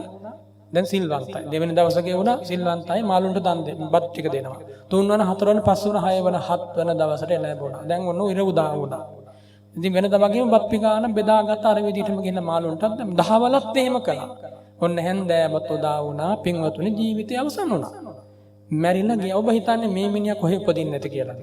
මේ මිනිහා ඉපදුනේ එදා දුටුගැමුණු මහ රජතුමාගේ අමාත්‍ය මණ්ඩලයේ හිටපු බලවත් ඇමතිවරයෙකුගේ පුතෙක් වෙලා. එතකොට එහෙනම් ඇමතිවරයෙකුගේ පුතෙක් වෙන්නේ එතුමා කරපු පින දැන් ඔබට සිහි වෙනව නේද? හිතලා බලන්න. එතුමා ඒ ජීවිතේ ධර්මයේ හැසිරලා ඒ ජීවිතෙන් පස්සේ දෙව්ලොව ගියා. දැන් අද ඇත්තේ දෙව්ලොව. එතකොට පින්වතුනි පිනට ගරහා කරන්න එපා කිව්වේ අන්නේ ඒකයි. ওই බුදුරජාණන් වහන්සේගේ කාලේ පුද්ගලයෙක් හිටියා. එතුමා අලුගෝසුවේ අවුරුදු 55ක් මිනී මැරුවා. කොසල් රජතුමාගේ මේ කොසල් රජතුමාගේ උසාවියක් තිබුණා. ආන්නේ උසාවියේ මරණීය දඬුවම නියම කරන උදවියට හිස් ගසා දාන්නදි මෙන්න මෙයා තමයි මරන්නේ. නැත්තම් කඩුවෙන් පහර දෙන්නේ. නැත්තම් පොරවෙන් බෙල්ලට කොටන්නේ. ඉතින් මේ මිනිස්සයා අවුරුදු 55ක් මිනී මැරුවා කිව්වම කෙනෙක් දෙන්නෙක් නෙවෙයි දහස් ගාණක් මරන්න ඇතිනේ. ඉතින් දැන් ඔන්න ජීවිතේ අන්තිම කාලේ මොකද දන්නවද උනේ? එක පොරව පාරෙන් එක කඩු පාරෙන් බෙල්ල වෙන් වෙන්නේ නැහැ. දැන් මේ මිනිස්සයා වයසයිනේ. ඉතින් වෙන අලු ගෝසුවෙක් ගත්තා. දැන් මේ මිනිස්සයාට රැකියාව නැති වුණා. කොහොම හරි දැන් ගෙදර ඇවිල්ලා දවසක් හිටුවා. මෙච්චර කාලයක් වැඩ කර කර හිටියා. මිනි මරා හිටියා. හරියට වේලක් කෑවෙන්නේ නැහැ. අද නම් හොඳට කෑම ටිකක් කන්න ඕනේ කියලා තමන්ගේ භාර්යාවත් හොඳටම වයසයි. මේ භාර්යාවට කිව්වා ඔබ මට මෙන්න මෙහෙම කෑමක් කන්න ඕනේ අද. මෙන්න මේ වගේ කිරිබතක් හදලා තියන්න කිව්වා. ඉතින් කිරිබතක් හදලා තියෙන වෙලාවේ ගඟට ගිහිලා නාගෙන ඇවිල්ලා මේ බත කන්න වාඩි වෙන්න හදනකොටම සාරිපුත්ත ස්වාමීන් වහන්සේ පින්ඩපාතේ වැඩියා. දැන් මේ මිනිස්සයා හිතුවා මට කවදාවත් දන් හැන්දක් දී ගන්න බැරි වුණානේ. මම බලන්න පින්වතුනි මිනිසුන්ගේ ජීවිත වෙනස් වෙන හැටි. මට දන් හැන්දක් දී ගන්න බැරි වුණානේ. මේ සාරිපුත්ත මහා රහතන් වහන්සේ මේ මහෝත්තම මුනිවරයා මොනතරම් රූපෙන් ලස්සනද මොනතරම් සාන්තද මොනතරම් මහා ප්‍රසිද්ධියක් උසුලන මහා ධර්මදරයෙක්ද මොනතරම් පිවිතුරු හද මෙම වැටහෙන්න ගත්තා මේ අහිංසකයාට. අහිංසකයා කිව්වෙ පින්වතුනි පව් කරන අය අහිංසකයිනේ. පව් කරන අය අහිංසකයි කියන්නේ මක් නිසාද? ඒ ඇයට උරු මේ නිරයනේ. ඒ නිසා අහිංසකයි කියන්නේ. දන්නව නම් කරන්නේ නැහැ. එතකොට මේ මිනිස්සු හේතුව අද නම් මම මේ මුනිවරයන්ට දන් හැන්දක් දෙන්න ඕනි කියලා ආසනේ වඩා හිඳුවගෙන ඔන්න දැන් පාත්‍රයට බෙදුවා කිරිබත. සාරිපුත් ස්වාමීන් අත වැහුවා, දානෙත් වැළඳුවා. ඒ කියන්නේ අවශ්‍ය ප්‍රමාණය බෙදුනට පස්සේ අත වැහුවා, දානෙ වැළඳුවා. අර මිනිස්සුත් හොඳටම බඩගින්නේ දැන් ඉන්නේ. බණ පදයක් කියන්න කලින් එතුමාට කිව්වා ඔබත් දැන් ඔය ඉතුරු වෙලා තියෙන කිරිබත කන්න කියලා. එතුමත් කෑවා. දැන් කාලා ඉන්නකොට වැඩි බණ කිව්වේ නැහැ. මේ මිනිස්සයා කියනවා දැන් මේ තමන්ගේ පසුතැවීමනේ මේ කියන්නේ. පසුතැවීම කියන ස්වාමීනි මම බොහොම පව් කරපු මිනිස්සෙක්. හොඳයි ඔබ කරපු පව් කියමු බලන්න. දැන් මේ මිනිසයා කියනවා ස්වාමීනි මම අවුරුදු 55ක් මේ කොසල් මහ රජතුමාගේ අලුගෝසුව විදිහට හිටිය ඔබ වහන්සේ දන්නේ නැද්ද? ස්වාමීනි ඔය කාලේ මට ගණන් කරලා මතක නෑ මිනිස්සු මරපු ප්‍රමාණය. දැන් ඉතින් මේ මිනිස්සයා පසුතැවීමනේ දැන් ඉන්නේ පින්වතුනි. මොන අලුගෝසුවට උනත් අන්තිමට පසුතැවීම ඇති වෙනවා. ඒක වළක්වන්න බෑ. ඉතින් දැන් සාරිපුත්ත ස්වාමීන් වහන්සේ මහා ප්‍රඥාවන්තයෙක්නේ. ඒ කියන්නේ මේ එක කල්පයක් තුල පොළවට වැහෙන වැහි බින්දු ගණන් කරලා කියන්න පුළුවන්. කොහොම ප්‍රඥාවක් ඇතිද? ඉතින් මේ සාරිපුත්ත ස්වාමීන් වහන්සේ වෙලාවේ අහන ප්‍රශ්නයක්. එමත්නි නැත්තම් ඔබ මේ අවුරුදු 55ක මිනිමරුවා කියනවා. ඔය මිනිස්සු මරුවේ උඹට ඕන හින්දාද එහෙම නැත්තම් රජතුමා කියපු හින්දාද? අන්න ප්‍රශ්නයක් අහුවා. මේ මිනිස්යාට ධර්මයේ තේරෙන්නේ නැහැ. එහෙම මොකුත් ලොකුවට තේරෙන කෙනෙක් නැත්තම් එහෙම වැඩක් කරාවිය. කියනවා ස්වාමීනි මම මගේ වමනාවට මරුවා නෙමෙයි. රජතුමා අනකලා දඬුවම් නියම කළා මම ඒක ක්‍රියාත්මක කළා. එහෙම කරපුවාන් ඔබට පව් සිද්ධ වෙනවද කියලා අහුවා. එච්චරමයි අහුවේ. දැන් කවුරු කිව්වා කියලා හරි පින්වතුනි ප්‍රාණඝාතයක් කළොත් කරන මිනිහට අනිවාර්යෙන් ප්‍රාණඝාතය අකුසලයි අයිති වෙනවා. අසවලා කිව්වේ අසවලා හින්දායි මම මේ සතාව මැරුවේ. අසවල් කෙනා හින්දායි මම මේ බොරුව කිව්වේ. අසවලා හින්දායි මම මේ වැරද්ද කළේ. එහෙම වැඩක් නැහැ. කරන කෙනාට ඒ අකුසලයේ සම්පූර්ණ වෙන අංග තියෙනවා. ඒ අංග ටික සම්පූර්ණ වෙච්ච ගමන් ඒ අකුසලය යට බැඳෙනවා. හැබැයි මේ මිනිසයා එහෙම කිව්වහම සාරිපුත්‍ර ස්වාමීන් වහන්සේ ප්‍රශ්නය ඇහුවා එතනින්ම නතර වුණා. මේ මිනිසයාට හිතුණා ඇත්තනේ එන්න. මට කොහින්ද ඒකේ පාපයක්. දැන් ඔන්න අර පසුතැවීම తాවකාලිකව අමතක කළා. අමතක කළා දැන් මතක් වෙන්නේ මොකන්ද? අර ස්වාමීන් වහන්සේ දානේ වළඳපු හැටි. මේ අහිංසකයාගේ අතුපැලට වැඩම කරපු හැටි. කරුණාවෙන් මා වගේ අසරණෙක් මම මෙච්චර කල් පව් කරපු මිනිහෙක්නේ. එහෙම වුණත් මට මේ මහා මුනිවරයා අසාධාරණයක් කළේ නෑනේ. මම පැත්තකට දැම්මේ නෑනේ. මම පිළිකුල් කළේ නෑනේ. Taman ගැනම ඇති වුණා පුදුම සතුටක්. අර සාරිපුත්ත ස්වාමීන් වහන්සේ ගැන හිතේ ආදරයක් ඇති වුණා පින්වතුනි. පුදුම ආදරයක්. සෙනෙහස. ඇයි මට අනුකම්පා කළා. ඔන්න මේ පුද්ගලයාට එදා හවස තමයි මරණය උදා වුණේ. දැන් ඔන්න මැරෙන වෙලාවේ මෙතුමා අර දානීය ගැනමයි මෙනෙහි කරන්නේ. සිහි වෙන්නෙම සාරිපුත්‍ර ස්වාමීන් වහන්සේ ගැන. දැන් සංඝ ගුණ සිහි වෙවි දීපු දානීය සිහි වෙවි ඉන්න වෙලාවක මෙතුමා මලගම් ගියා. ඉපදුනේ දිව්‍ය ලෝකෙ දෙවියන් අතර 55 අවුරුද්දක් මිනිහි මනපු අලුගෝසුවක්. මම මේ සිහි කළේ පින්වතුනි මේ ශාසනය කියන්නේ ආශ්චර්යමත් තැන. ඕනම වැරද්දකින් අත මිදලා සැනසෙන්න පුළුවන් තරම්. හැබැයි පින්වතුනි අන්තිම ඇසිල්ල වෙනකන් ඉන්න හොඳ නැහැ. එදානම් ඒ අසරණයට ඒ මහා පොළවේ දෙපයින් ජීවමානව වැඩි සරියුත් ස්වාමීන් වහන්සේ හිටපු හින්දා හරි ගියා. නැත්නම් අපි ගැන ඒක නිසා මේ අපට මේ ධර්මය ඇහෙනවා මේ ධර්මයම අපි අද ඒ භාග්‍යවත් බුදුරජාණන් වහන්සේ යන ගෞරවාදරයෙන් යුක්තව අසමින් හික්මෙන්ට ඕන. එතකොට පින කියන එක ඒ තරම් ශ්‍රේෂ්ඨ දෙයක්. එනිසා තමන්ගේ ජීවිතේ විද්‍යමාන කිසියම් ඌම අකුසලයක් තියෙනවා නම් එය තවා ගැනීම වෙනස උත්සාහවත් වෙන්න. අන්න දැන් දෙවෙනි කාරණේ මතක් වෙන්න ඕනේ මේ ආදරණීයයන්ට අනුප්පන්නානං කුසලානං ධම්මානං උප්පාදාය ආතප්පං කරණීය. ඔන්න දෙවනි කාරණේ. ඒ කියන්නේ වීරිය පවත්වන්න ඕන දෙවන කාරණේ. තමන්ගේ ජීවිතේ මෙතෙක් කරගන්න බැරි වෙච්ච පින්කමක් තියෙනවා නම් අන්නේ පින්කම කරගන්න උත්සාහවත් වෙන්න ඕනේ. හැමදාම පින්වතුනි මෙන්න මෙහෙම හිතන්න මේ පුංචි දූ පුතාගේ ඉඳන් හිතන්න ඕනේ. මේ ළමා ලපටියා ඉඳන් හිතන්න ඕනේ. අද දවසේ මම අලුතෙන් කුමක් හෝ පින්කමක් කරනවා. අඩු තරමින් මලක් දෙකක් හරි බුදු සිරිපාවියස පූජා කරනවා.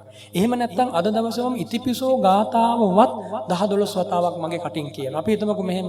ඔන්න දැන් මෙතන ඉන්නවා කෙනෙක් හැම උදෑසනකම බුදු ගුණ සිහි කරමින් ඉතිපිසෝ ගාථාව 100 වාරයක් කියන කෙනෙක් මෙතන ඉන්නවා.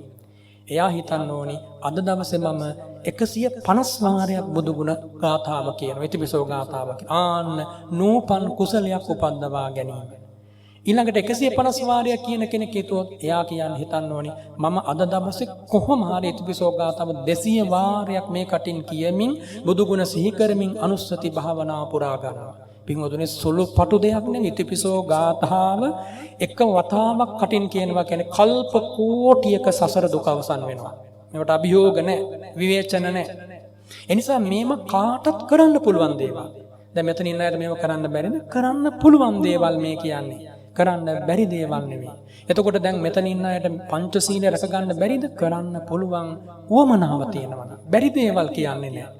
ඔබ හැමෝටම මේ ගිහි ගෙදරින් ඔක්කොටම භ්‍රමචර්යාව රකින්න කියලා කිව්වේ නෑනේ.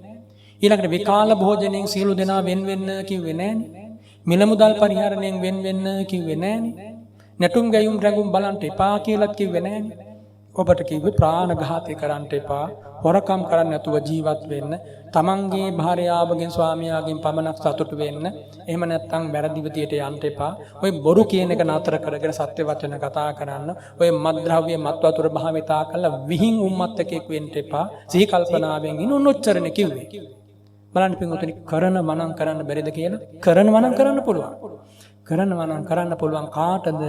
සසර බය දකින කෙනාට. සසර බය දැක්කේ නැත්නම් ඔය එකක්වත් කරන්න හිතෙන්නේ නැහැ. ඔහේ උපන්නට ජීවත් වෙලා දවස මාසෙ සති ඔව ගෙවිලා යයි. අන්තිමට අර පරණ කෙනාම තමයි. එහෙම නොවෙන්නට තමයි මේ ආදරණීයන්ට මේ ආමන්ත්‍රණය සිද්ධ කරන්නේ. ඒ නිසා එළඹෙන සෑම තත්පරයක්ම අලුත් කුසලයක් පිණිස කල්පනා කරන්න. මේක බැරි දෙයක් කියනවා නෙමෙයි. එතකොට දැන් මෙතන ඉන්න කෙනෙක් අපි හිතමුකෝ හැමදාම උදේ මිනිත්තු 15ක් මෛත්‍රී වඩනවා. එයා කල්පනා කරන්නේ මම මේ මිනිත්තු 15 පැය භාගයක් දක්වා වැඩි කරගන්න ඕනේ. හිතුවොත් කරන්න පුළුවන්. බැරි කමක් නෑ. ඕන තරම් අපි වැද්ද ගැම්මකට නැති දේ වෙනුවෙන් පින්වතුනි කාලේ නාස්ති කරනවනේ. ඒ නිසා මේවා හුරු කරගත්තොත් පින්වතුනි සැපත අපටමයි. ලාභය අපටමයි. දියුණුව අපටමයි. සැනසෙන්නේ අපමයි. අත මිදෙන්නේ දුකින් අපමයි. ඒ නිසා මේ තව කෙනෙකුට කරන දෙයක් නෙමෙයි. මේ පින් ටැස් කිරීම තමන්ට කරගන්න දෙයක්. ඒ නිසා අපි අපේ සංසාර ගමන ගැන කල්පනා කරලා බැලුවාම විඳපු දුක ගැන බුදුරජාණන් වහන්සේ දේශනා කළා. ඒ දුකට මම ආයේ මොකටද අද වැටෙන්නේ? ඒ නිසා අන්න එහෙම අලුතෙන් කුසල් උපද්දවාලන්ට ඕන. අභිනවයෙන් නැවුම් පිවිතුරු කුසල් උපද්දවාලන්ට ඕන. අපි හිතමුකෝ දැන් අර මම මුලින් කිව්වා වගේ කාගේ හරි ජීවිතයක ගැටීමක්, අඩුපාඩුවක්, නරක වචනයක්, අමිහිරි වචන භාවිතයක් තියෙනවා නම් මේ බණ අහන්නේ එයින් අත මිදලා හැදෙන්නට. දැන් මං හැදෙන්න ඕනි. හැමදාම මෙහෙම ඉඳලා හරියන්නේ නැහැ. මම මැරෙන කෙනෙක්. දවසින් දවස ලං කරන්නේ මරණය මිනිවල. එතෙන්ට ගිහිල්ලා හැරිලා බලලා මමම පසුතැවෙන්න මගේම චරිත කෙලසගෙන මමම නාස්ති වෙලා හිටියෝ. ආය කවුද මට පිට වෙන්නේ? ඒ නිසා පින්වතුනි අනුන්ට නෙමෙයි. ඇත්තටම ඔබ ඔබට ආදරය කරන්න. ඔබ ඔබට සෙනෙහස දක්වන්න. ඔබ ඔබට ප්‍රේමය දක්වන්න. ඔබ ඔබ ගැන අනුකම්පාවෙන් පිළිපදින්න. ඔබේ අසරණකම ඔබ දකින්න. බුදුරජාණන් වහන්සේ කියා දීපු ධර්මය. ඒ නිසා පින්වතුනි තමන්ගේ ජීවිතේ නූපන් එක කුසලයක් කරේ උපද්දවා ගන්නට බලන්න ඕන. ගණන් හදලා බැලුවොත් මෙතන ඉන්න ඔබ මා අපි ඔක්කොටම දින වශයෙන් ගණන් කරන්න පුළුවන් දින ගාණක් තමයි ජීවත් වෙන්න තියෙන්නේ. අවුරුදු 100ක් ජීවත් වුණත් දින 36000යි. අවුරුදු 100ක් ජීවත් වන මිනිසාට දින 36000යි නම් පින්වතුනි 50ක් ජීවත් වෙන කෙනාට 18000යි. 25ක් ජීවත් වෙන කෙනාට 9000යි. ඉතින් හිතලා බලන්න. අවුරුදු 10ක් 12ක් ජීවත් වෙනකොට දින 45000ක්වත් තියෙනවද කියලා? එතකොට එච්චරවත් ජීවත් වෙද කවුද දන්නේ? සමහර විට තම දින කීයද? එනිසා අපි හිතන්න ඕනේ මේ එළඹෙන ඉදිරි දින කිහිපය අපි කාගේ ජීවිතවල කියන අහන අපි ඔක්කොගේම ජීවිතවල අභිනවයෙන් කුසලයක් උපන්දවා ගන්න කොහොමද? එහෙම නැත්නම් අනුන්ට දුක් දෙන්නේ කොහොමද? අනුන් පරාජය කරන්නේ කොහොමද? අසවලාට බැනවදින්නේ කොහොමද? ඒව කල්පනා කරන්න එපා. ලෝකයෙන් අසවලා මෙහෙම කිව්වා කොච්චි මං අවදි මං අජිනි මං අහාසි මේ මාව පරාජය කළා මට බැනමැදුණා. ඒව හිතන්න එපා. මෙච්ච දේ මෙලා ඉවරයි. වෛර බැඳුණු දුක තමන්ටයි. ඒ නිසා තමන් කරපු දේ තමන් කරා එනම. ඒ නිසා කර්මානුරූපීව ජීවිතේ දිහා බැලුවහම පින්වතුනි ප්‍රශ්න බොහෝමයක් ලෝකෙ විසඳලා යනවා. ඒ නිසා මේ ලෝකෙත් එක්ක ඔට්ටු වෙමි ලෝකෙත් එක්ක හරියට අපිට විසඳ ගන්න දෙයක් නැහැ. මොකද අපගෙන ආපු කර්මය අපිට විපාක දෙනවා. කර්මයට යට වෙලා ඉන්න කියනවා නෙමෙයි. ඒ කර්මය වෙනස් කරන්න තමයි මේ ධර්මය කියන්නේ. කර්මය වෙනස් කරන්නයි මේ ධර්මය ඇහෙන්නේ. එනිසා අපි එහෙම කල්පනා කරාම අපිට හරි පහසුවෙන් මේ හැම කාරණයක්ම විසඳ ගන්න පුළුවන්. එනිසා මේ බුද්ධ ශාසනය තියෙනවා නේද පින්වතුනි? මේක ඕනම කෙනෙකුට ජය ලබන්න පුළුවන් ക്ഷേම භූමියක්, ජය භූමියක්. බුදු සරණ, ධම් සරණ, සංඝ සරණ කියන්නේ අප ලබාගත් සංසාර ගමනේ ඉහළම ආශිර්වාදය, ඉහළම රැකවරණය.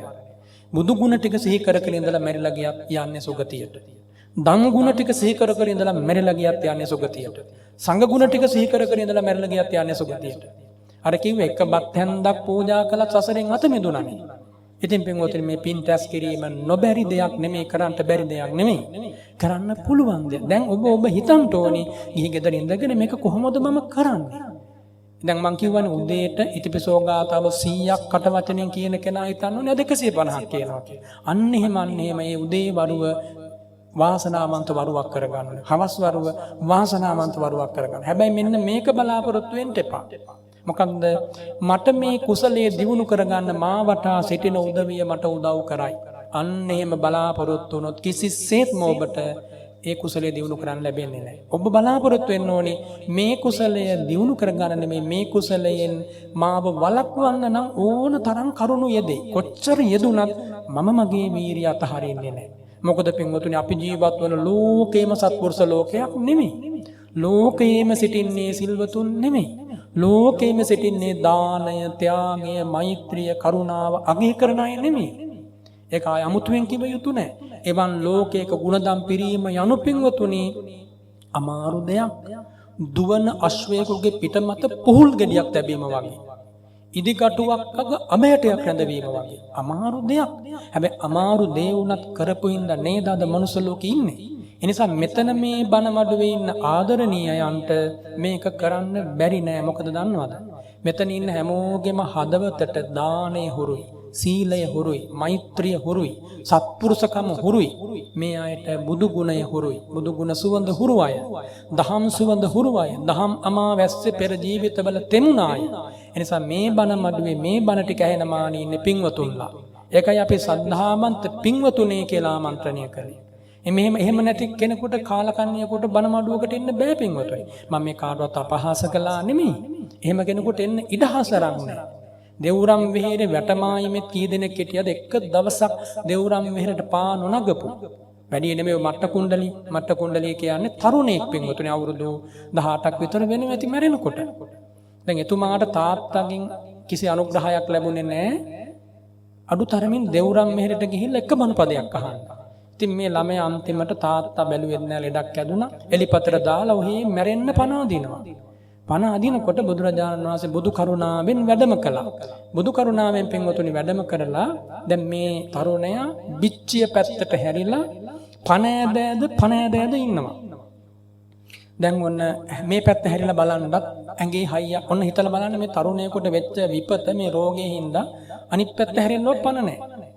තාත්තා කල්පනා කරා මේ ළමයාට වෙද හෙදගම් කරන්න ගියොත් ධනෙ නාස්ති වෙනවා. එහෙමත් තාත්තලා හිටියා මේ පොළවේ. අම්මට කරගන්න දෙයක් නැහැ අම්මා අසරණයි. මොනව කරන්නද? මේ මිනිස්සයා කල්පනා කළා මගේ ළමයා ලෙඩ වෙලා කියලා කිව්වා. දැන් සිටුවරයෙක්නේ ඒකින්ද ගොඩක් ඥාතීන් හිතවතුන් ගම්වාසීන් ඒවි බලන්ට එහෙම වුණොතින් එහෙම මේ ඇතුලේ තියෙන බඩු මුට්ටු දකීමේ මිල මුදල් දකීමේ කන්න තම්බන්න වේවි. බලන්න මේ තාත්තා කෙනෙක් හිතන විදිහද කියලා. ඒ අතින් ඔබේ මගේ තාත්තලා අම්මලා කොයිතරම් අපට අනුකම්පා කළාද. ඉතින් අන්තිමට එලිපතට ඇදලා දැම්මා. බලන්න පිටුතුනේ කරුමේ ආපුවාම තාත්තට බලන්න හිතෙන්නේ නැහැ. කොහොම දේවල් මේ ලෝකේ තියෙනවා. අන්තිමට බුදුරජාණන් වහන්සේ අනුකම්පාවෙන් ඒ ශ්‍රී ශරීරයේ නීල පීත ලෝහිත ඕදාත මාංජෙෂ්ඨවර ප්‍රභාස්වර රශ්මි මාලාවක් යොමු කරලා අර පිටියේ බුදු රූපය ඇඳා කියන්නේ මැව්වා බුදු ඇසේ බුදු බලයෙන්. ඒක වෙන කෙනෙකුට කරන්න බෑ.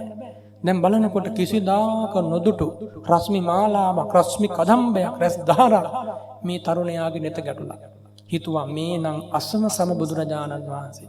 අහෝ මේ බුදුරජාණන් වහන්සේ වැඩ ඉන්න දෙවුරම් මෙහෙරට ගිහිල්ලා මට දන් හැන්දක් දී ගන්නවත් මගේ තාත්තා මඟ පෙන්නුවේ නෑනේ. දැන් ඉතින් මම මොකද කරන්නේ? සිත පහදවා ගන්න ඕනි කියලා තාත්තට වෛර කළෙත් නෑ. අම්මා ගැන අපහැදුනෙත් නෑ. තමන්ටම තමන් අපවාද නිගා කරගත්තෙත් නෑ. අර බුද්ධ රූපේ අර රස්මාලාවේ මෙවන බුද්ධ රූපේ දිහා බලලා අනේ සාදු කියලා අත් දෙක එකතු කළා. මේ තරුණයා මැරිලා ගියා ඉපදුනේ දෙව්ලොව දෙවියෙක් වෙලා පින්වතුනි.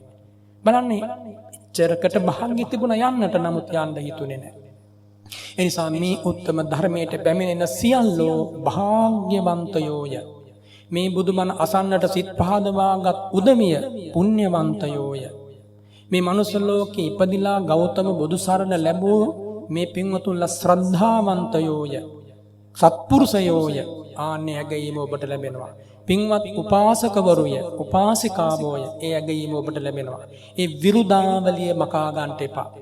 ඒ නම්බුව නම් නැති කර ගන්න. මොන නම්බුව නැති වුණත් කමක් නැහැ. ඔය ලැබිච්ච නම්බුව නැති කර ගන්න. ඒක ලැබෙන්නේ සම්මා සම්බුදුරජාණන් වහන්සේගෙන් පින්වතුනි. එනිසා බුදුරජාණන් වහන්සේ දේශනා කළ නූපන් එක කුසලයක් හරි උපද්දවා ගන්න කල්පනා කළොත් නූපන් අකුසල් උපදින්නේ නැහැ. දැන් ඔන්න බලන්න නූපන් අකුසල් නූපන්දවා ගැනීම පිණිස නොකරපු පව් නොකිරීම පිණිස උත්සාහවත් වෙන්න කිව්වනේ. ඊළඟට නොකරපු කුසල් කරන්න උත්සාහවත් වෙන්න කිව්වනේ. නොකරපු කුසල් කරන්න උත්සාහවත් වෙනකොට නොකරපු අකුසල් එයාගේ අතින් කෙරෙන්නේ නැහැ. ඔන්න බලන්න ජීවිතයක් ගුණ ධර්ම වලින් අලංකාර වන හැටි. ඊළඟට දේශනා කරා තුන්වනුව තමන්ගේ ජීවිතයට එළඹෙන්න පුළුවන් පින්වතුනි බලවත් ශාරීරික ආබාධ. උහුලන්ට බැරි මට්ටමේ ශාරීරික ආබාධ.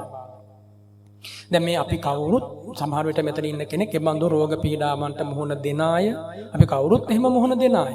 එතකොට ඇතැම් අවස්ථාවක එන්ම අපේ ජීවිතයට තිබ්බානම් කරානම් පානහරානම් අසාතානම් අමනාපානම් දුක් වේදනා. ඒ කියන්නේ උහුලන්ට බැරි මට්ටමක දුක් වේදනා මේ ඇඟට එනකොට ඉවසන්න කියනවා. ඇයි ඉවසන්න කියන්නේ? ඉවසන්න බැරි වුණොත් කෙඳිරි ගන්නවා, බැන බඳිනවා, ද්වේෂය ඇති වෙනවා, තමන් ගැනම ක්‍රෝධය ඇති වෙනවා. පින්වතුනි ඒක බලාපොරොත්තු විය යුතු දෙයක් අපි අපේ ජීවිතවල. මේ කය කියන්නේ කිසිම අස්වැසිල්ලක් ගෙන නොදෙන අනස්සාසික ධර්මයක්. ඔබෙන් ඇහුවොත් ඔබට මේ ජීවිතේ මොන හොඳට කල්පනා කරලා බලන්න මේ ජීවිතයෙහි මේ පින්වතුන්ලාට වැඩිපුරම අකෘතඥ වූ කෙනා කවුද? කෙලෙහි ගුණ නොසලකන කෙනා කවුද? මේ ජීවිතේ කළ ගුණ අමතක නොකරපු කෙනා කවුද කියලා ඔබෙන් ඇහුවොත් ඔබට අසවලා කියලා මතක් වෙයි. හැබැයි පින්වතුනි ඔක්කොම පසක දාන්නට මෙන්න මේ ශරීරය තමයි අපිට වැඩිපුරම කෙලෙහි ගුණ නොසලකන ස්වභාවය තත්වය. ඒ කියන්නේ මේ කයට තරම් අපි නාවල අන්දලා කන්න බොන්න දෙලා පිරිමැදලා බොහොම පරිස්සමෙන් සීරෙන්ට නොදී ඉදිමෙන්ට නොදී කුණු වෙන්න නොදී අපිරිසුදු වෙන්න කොයි තරම් වෙහසක් අද වෙනකම් මොන තරම්නම් සුවඳ විලවුන් ප්‍රමාණයක් ගැල්ලුවාද? මොන තරම්නම් වතුරකින් නැහැව්වද? මොන තරම්නම් කුණු උලා ඉවත් කළාද? මොන තරම් කබ කඳුළු අයින් කළාද? මොන තරම් කොණ්ඩේ පීරුවාද? මොන තරම් වස්ත්‍ර ඇඳෙව්වද? මොන තරම් කොට්ට මෙට්ට උඩ සැතැප්පෙව්වද? මොන තරම් ඇස ඉල්ලන ඉල්ලන රූප පෙන්නුවාද? මොන තරම් මේ ඇඟමස ඉල්ලන ඉල්ලන ආස්වාද ලබා කෝ ඉතින් කළගුණ සැලකුවාද? පුළුවන් වුණාද මේ කළු කෙස්ට් එක ඉදෙන එකෙන්වත් අඩුම තරමින් වළක්ව ගන්න? අඩුම තරමින් මේ හැම රැලි වැටෙන එකෙන් වළක්ව ගන්න? අඩුම තරමින් මේ නාකි වෙලා යන එකෙන්වත් බේරිලා ඉන්න බෑ පින්වතුනි. එක රෝගයක් උපදින එක වළක්වා ගන්න බෑ. ඒක නිසා භාග්‍යතුන් වහන්සේ දේශනා කරා මේ මහා භූත කියන්නේ ආසිවිස. එහෙම නැත්නම් සර්පය හතර දෙනෙක්. මේ පඨවි ආපෝ තේජෝ වායෝ කියන භූත රූප හතර නැත්නම් මේ රූපේ සකස් වෙලා තියෙන මූල රූප හතර සර්පය හතර විස කූඩු සර්පය හතර දෙනෙක් කියුවා.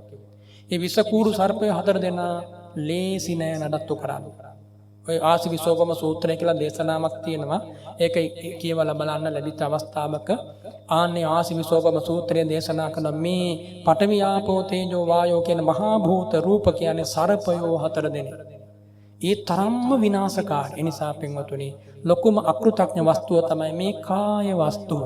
වෙන මොකුත් නෙමෙයි. දැන් මෙච්චර කාලයක් පෙනී ගිය ඇස් දෙක පෙනෙන්නේ නැතුව ගිලා අන්ධ වෙනවා. ඇහිච්ච කන් දෙක බිහිරි වෙනවා. රස දැනිච්ච දිවෙන් රස දැනෙන්නේ නැහැ. ස්පර්ශය ලැබපු කයින් ස්පර්ශය ලබන්න බෑ. වාඩි වෙච්ච තැනින් නැගිටින්න බෑ. නැගිටපු තැනින් වාඩි වෙන්න බෑ. එහෙම අසරණ වෙනවා. ඒ නිසා මේ කයේ තියුණු කරමට්ටමේ රළු වේදනා පැන නගිනකොට ඒක ඉවස ගන්නට බැරි වුණොත් මොකද දන්නවද වෙන්නේ? යෝනිසෝ මනසිකාරය නැති වෙලා, අසතිය අසම්පජඤ්ඤය ඇති වෙලා, වෛරය ඇති වෙලා ළඟ ඉන්නේ උන් ගැන තරහ යනවා පින්වතුනි. දැන් බලන්න ධර්මාශෝක රජතුමා අහලා ඇති නේද? ධර්මාශෝක රජතුමා නොදන්න කෙනෙක් නෑ. එතුමා තමයි මේ සම්බුද්ධ ශාසනය රැකගන්න විශාලම රාජ්‍ය අනුග්‍රහය දීපු රජවරයා. ඒ කියන්නේ උත්තර ಭಾರತයේ විතරක් විහාරස්ථාන 84000ක් හැදුවා. චෛත්‍ය 84000ක්, ධර්මශාලා 84000ක්, සංඝාවාස 84000ක්, පෙම්පොකුණු 84000ක්, සියලු විහාරාංග 84000 බැගින් හැදුවා. 84000 බැගින්. එතකොට එහෙම හදලා තමන්ගේ අතිජාත පුත්‍ර රත්නේ ඒ වගේම දීත්‍රු රත්නේ දෙන්නම සසුන්ගත කරලා රටවල් 10කට ආසන්න ප්‍රමාණයකට මේ ධර්ම දූතයන් යවලා ධර්මයේ ප්‍රචාරය කළ අන්තිමට මරණ මංචකේ උඩුකුරුව ඉන්නකොට සේවිකාවක් පවන් සලනවා. පවන් සලනකොට පින්වතුනි මේ පවන්නත් වැදුන ඇඟේ රාජමානෙ මතු වුණා. මම රජෙක්, මගේ ඇඟේ මේ පවන්නත් වද්දන්න කවුද ඉන්නේ මේ රටේ? දැන් වයසට ගියත් මරණ මංචකීට රාජමානෙ නැති වෙන්නේ නැහනේ. ඉතින් අන්තිමට හිතේ තරහක් ඇති වුණා. කවුරු ගැනද? අර සේවිකාව. කවදාවත් හිතුවද මේ රජතුමා මේ සේවිකාවක් ගැන තරහෙන් මැරිලා ගිහිල්ලා පිඹුරෙක් වෙයි කියලා? පින්වතුනි එහෙම වුණානේ.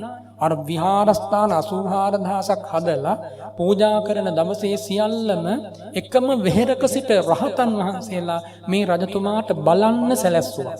එච්චරකට පින් කරපු ඇස් දෙකක්. ඊළඟට භාග්‍යවතුන් වහන්සේගේ අදිෂ්ඨාන තියෙනවානේ. මහ බෝධීන් වහන්සේ සම්බන්ධයෙන් පිහිටවපු අදිෂ්ඨාන. ඒ අදිෂ්ඨාන තුනම සඵල වෙනවා දැකපු දැසක්. මේ ධර්මාශෝක රජතුමාගේ දැස කියන්නේ. මහ බෝධීන් වහන්සේගේ පෙළහර දැකපු දැසක්. ජීවමානව භාග්‍යවතුන් වහන්සේ දන් වළඳපු පාත්‍රයක් පිරෙන්න ධාතුන් වහන්සේලා තැන්පත් කරගෙන වැඳපු දැතක්. එතකොට හිතන්න මහා ධර්ම සංගායනාවක් පවත්තල ශාසනය පිරිසුදු කළා. හිතන්න බැරි තරම් ශාසන මෙහෙවරක් කරපු රජෙක් අන්තිමට අර සෝතාපන්න වෙලා නැහැ. අන්න ඒකයි පින්වතුනි මගපල නොලබපු මනසක ඇති අවදානම. එතුමා පිඹුරෙක් වුණා පස්සේ කොහොමාර මිහිඳු මහ රහතන් වහන්සේ 이르දියෙන් බලලා ගිහිල්ලා පිහිට වෙලා එයින් අත මිදලා අන්තිමට මනුස්ස ලෝකෙ ඉපදිලා රහතන් වහන්සේ කුජ්ජතිස්ස රහතන් වහන්සේ නමින් ඔය අනුරාධපුරේ මහ පොළොව කම්පා කරමින් රහත් වුණා. මම මේ කිව්වේ පින්වතුනි ජීවිතයේ අන්තිම ඇසිල්ලේ වුණා. මේ හිත හදාගත්තේ නැත්නම් වරදින්න පුළුවන්. දැන් මැරෙන මොහොතේ අර වේදනාවනේ දැනුනේ. වටාත් මේ පවන්නත් ඇඟේ වදින වේදනාව සැරට දැනුණා. ඒක නිසානේ ඉවස ගන්න බැරි වුණේ. ඉතින් අපි හැමෝටම ඉවසන්න සිද්ධ වෙනවා පින්වතුනි. ඇයි දන්නවද එහෙම කියන්නේ? දැන් මෙන්න මේක හිතලා බලන්න. මෙතන ඉන්නවා වයස්ගත අම්මලා තාත්තලා. මේ වයස්ගත අම්මලා තාත්තලා මතක් කරලා බැලුවත් පුංචි කිරිසප්පයක් හැටියට ඔබේ අම්මගේ තාත්තගේ ඇකයේ නැලවිච්ච කාලේ. දැන් එදා ඔබට මල මුත්‍රා පිට වෙද්දී හරියට සඳුන් කල්කයක් අයින් කරනවා වගේ තමයි අම්මයි තාත්තයි මල මුත්‍රා අයින් කරලා හිනස්සවලා හොටු පියදාලා මූණ ඉඹලා ආදරයෙන් රැකගත්තා. සීරෙන්ටවත් පමන් පොදකින්වත් අනතුරක් වෙන්න නොදී. දැන් ඒ ඔබ දරුවෝ මේ ලෝකෙට බිහි කළා, දරුවෝ උස්මහත් කළා, ඒ මව්ගේ පියාගේ යුතුයකම් ඔබ ඉෂ්ට කළා. නමුත් ඔබ අසරණ වෙලා, අසරණ වෙනවා කියන්නේ ඔබටත් මලගම් යන දවස එනවා. එදාට පින්වතුනි ඔබ ඔබේ දරුවන්ගේ මල මුත්‍රා ආදරයෙන් අයින් කළා වගේම ඔබේ මල මුත්‍රා ටිකත් අයින් කරන දරුවෝ ඔබට ලැබී තිබේ නම් වාසනාවක්. නොලැබී තිබේ නම් වෛර කරන්න එපා. ඒ මගේ ලැබීම. ඒ නිසා අපට ජීවත් වෙච්ච කාලේ කොහොම හරි දැන් ගෙවුණා. එළඹෙන සඳෑ සමය කියන්නේ හරි අන්තරාය කරයි මේ ධර්මයෙන් හිත හැදුවේ නැත්නම්. ඒ නිසා පින්වතුනි මෙතෙක් කයට දැනුණට වඩා වැඩි බිහිසුණු හෘදා වේදනා ඉදිරියේ ලැබීමට විඳීමට නියමිතයි අපි කවුරු. අන්න එදාට හදාගත්ත හිත මේ ධර්මයෙන් පෝෂණය වෙච්ච හිත විතරමයි අපට හයිය දෙන්නේ. එනිසා මේ බුදුබණ ටික විතරයි අපිට පිහිට පින්වතුනි. මේ දහම් වැකි පමණයි පිහිට. ඒකත් ජීවිතේට ගලපා ගත්තොත් විතරයි. එනිසා අපිට මේ විහිළු තහළු කර කර කෙලි කවටකම් කර කර උසුළු විසුළු සපයමින් බොළඳ ගීතිකා රැඟුම් වැයුම් අසමින් දකිමින් ගෙවන්ට කාලයක් නැහැ. එහෙම හිතනවා නම් කෙනෙක් මේ කාලේ විඳලා සැපසේ පස්සේ ඔය ටික කරගන්න පුළුවන් කියලා අඤ්ඤත්‍ර භාගතුන් හැම දේශනා කරා ඒක මහා මෝඩකමක් කියලා. අඤ්ඤත්‍ර අදස්සන. ඉතින් ඒ නිසා මේ දැන් අපි ලැබිච්ච ජීවිතය ගැන වඩාත් වැඩි වගවීමකින් මොකද මේ අහිමි වෙන්නේ ගෞතම බුදුසසුනේ සරණ ලැබූ ජීවිතය. අමාරුවෙන් මෙතෙන්ට අපි ආවේ පින්වතුනි ඔක්කොම. හිතන්න එපා පහසුවෙන් ආපු කවුරුවත් මෙතන නැහැ. ඔය ඇවිද යන ගමන් මේ ආපු කෙනෙක් මෙතන නැහැ. ඔක්කොම සැලසුම් සහගත ගමනක් මනුස්ස ලෝකෙට ඇවිල්ලා බුදුදම් සංඝ සරණ ලබාගෙන අමා ධර්මයේ ඇසෙන තැනට හිත ජීවිතය දියුණු කරගත්ත පිරිසක්. එනිසා දැන් ආය පෙරදින්න එපා. දැන් ආය රුහුටා වැටෙන්න එපා. දැන් ආය සතර අපාය පැත්තට නෙමෙයි යටත් පිරිසෙන් සුගතියට හෝ පුළුවන් නම් පින්වතුනි මෙලොවදීම මේ උතුම් ධර්මය අවබෝධ කරගන්න. අන්න ඒකට ශ්‍රාවකෝබ දක්ෂ වෙන්න ඕනි, පිළිවෙත පුරන්න ඕනි. ඒ තමයි බුදුරජාණන් වහන්සේ කෙරෙහි පැහැදීමම හිතේ ඇති කර ගන්න ඕනි. ඒක තමයි පළමු සෝතාපට්ටි අංගය. ධර්මයේ කෙරෙහි පැහැදීමම ඇති කර ගන්න ඕනි. සංඝයා කෙරෙහි පැහැදීමම ඇති කර ගන්න ඕනි. පින්වතුනි කිසිම බුද්ධ පුත්‍රයෙක් යදක් පොදක් පළුදක් දකින්න හිතන්නවත් එපා. උන්වහන්සේලා කරගන්න දේ උන්වහන්සේලා අරන් යයි කියලා හිතාගෙන අපේ හිත හදා ගන්න ඕන. හොඳට මතක තියාගන්න කියපු කාරණේ. මොකටද අනුන්ගේ පව් අපේ කරපිටින් අපි අරන් යන්නේ. එහෙම හිතන්න ඕන. එනිසා බුදුරජාණන් වහන්සේ කෙරෙහි අපමණ පැහැදීමම දියුණු වෙන විදියට මානසිකාර කරන්න ඕන. ධර්මයේ ගැන සංගරත්නය. ඊළඟට තමන්ගේ සීලය හොඳට පිරිසුදුව පවත්වන්න ඕන. ඊළඟට අර මං කිව්වා වගේ ගෙවෙන සෑම දවසකම අභිනව කුසල් උපද්දවාලන්න අකුසල් යටපත් කරමින් වීරිය පවත්වන්න. මේ ටික කරගත්තාම කය වචනේ සිත සංයමයටපත් වෙනවා, සංවරයටපත් වෙනවා, අභිනව කුසල් දහම් උපදිනවා. කොයිතරම් අභියෝගාවක් ඔබ ඒකාන්තයෙන් අඩුම තරමින් පින්වතුනි මෙලොවෙන් යනදා මෙතනින් අය දෙව්ලෝකට හරි ගිහිල්ලා සංසාර දුකෙන් අත මිදෙනවා. එනිසා මේ ආදරණීයයන්ට ඒ අමා සංදේශය රැගෙන බුදුරජාණන් වහන්සේ මේ ලෝකෙට පහළ වුණා. සුවඳ හමන සිරි මූ මඩලින් අමෘතයක් බඳු ධර්මය ලෝකෙට දේශනා කළා. එදා දෙව්රම් මෙහෙරෙන් නැගුණ සත් ධර්ම ഘോഷාව පින්වතුනි අනන්ත සක්වා තල අතර පින් ඇති මිනිසුන්ගේ හද సంతාන ස්පර්ශ කළා, පරාමර්ශණය කළා. පෙර සංසාරෙන් ගෙනාපු පින් ඇති මිනිසුන්ට ඒ ආමා ධාම් ഘോഷාව ඇහෙනකොට ඒ ධර්මයේ හද సంతාන අවදි වුණා. ක්ලේශ නිද්‍රාවට සමුදුන්නා.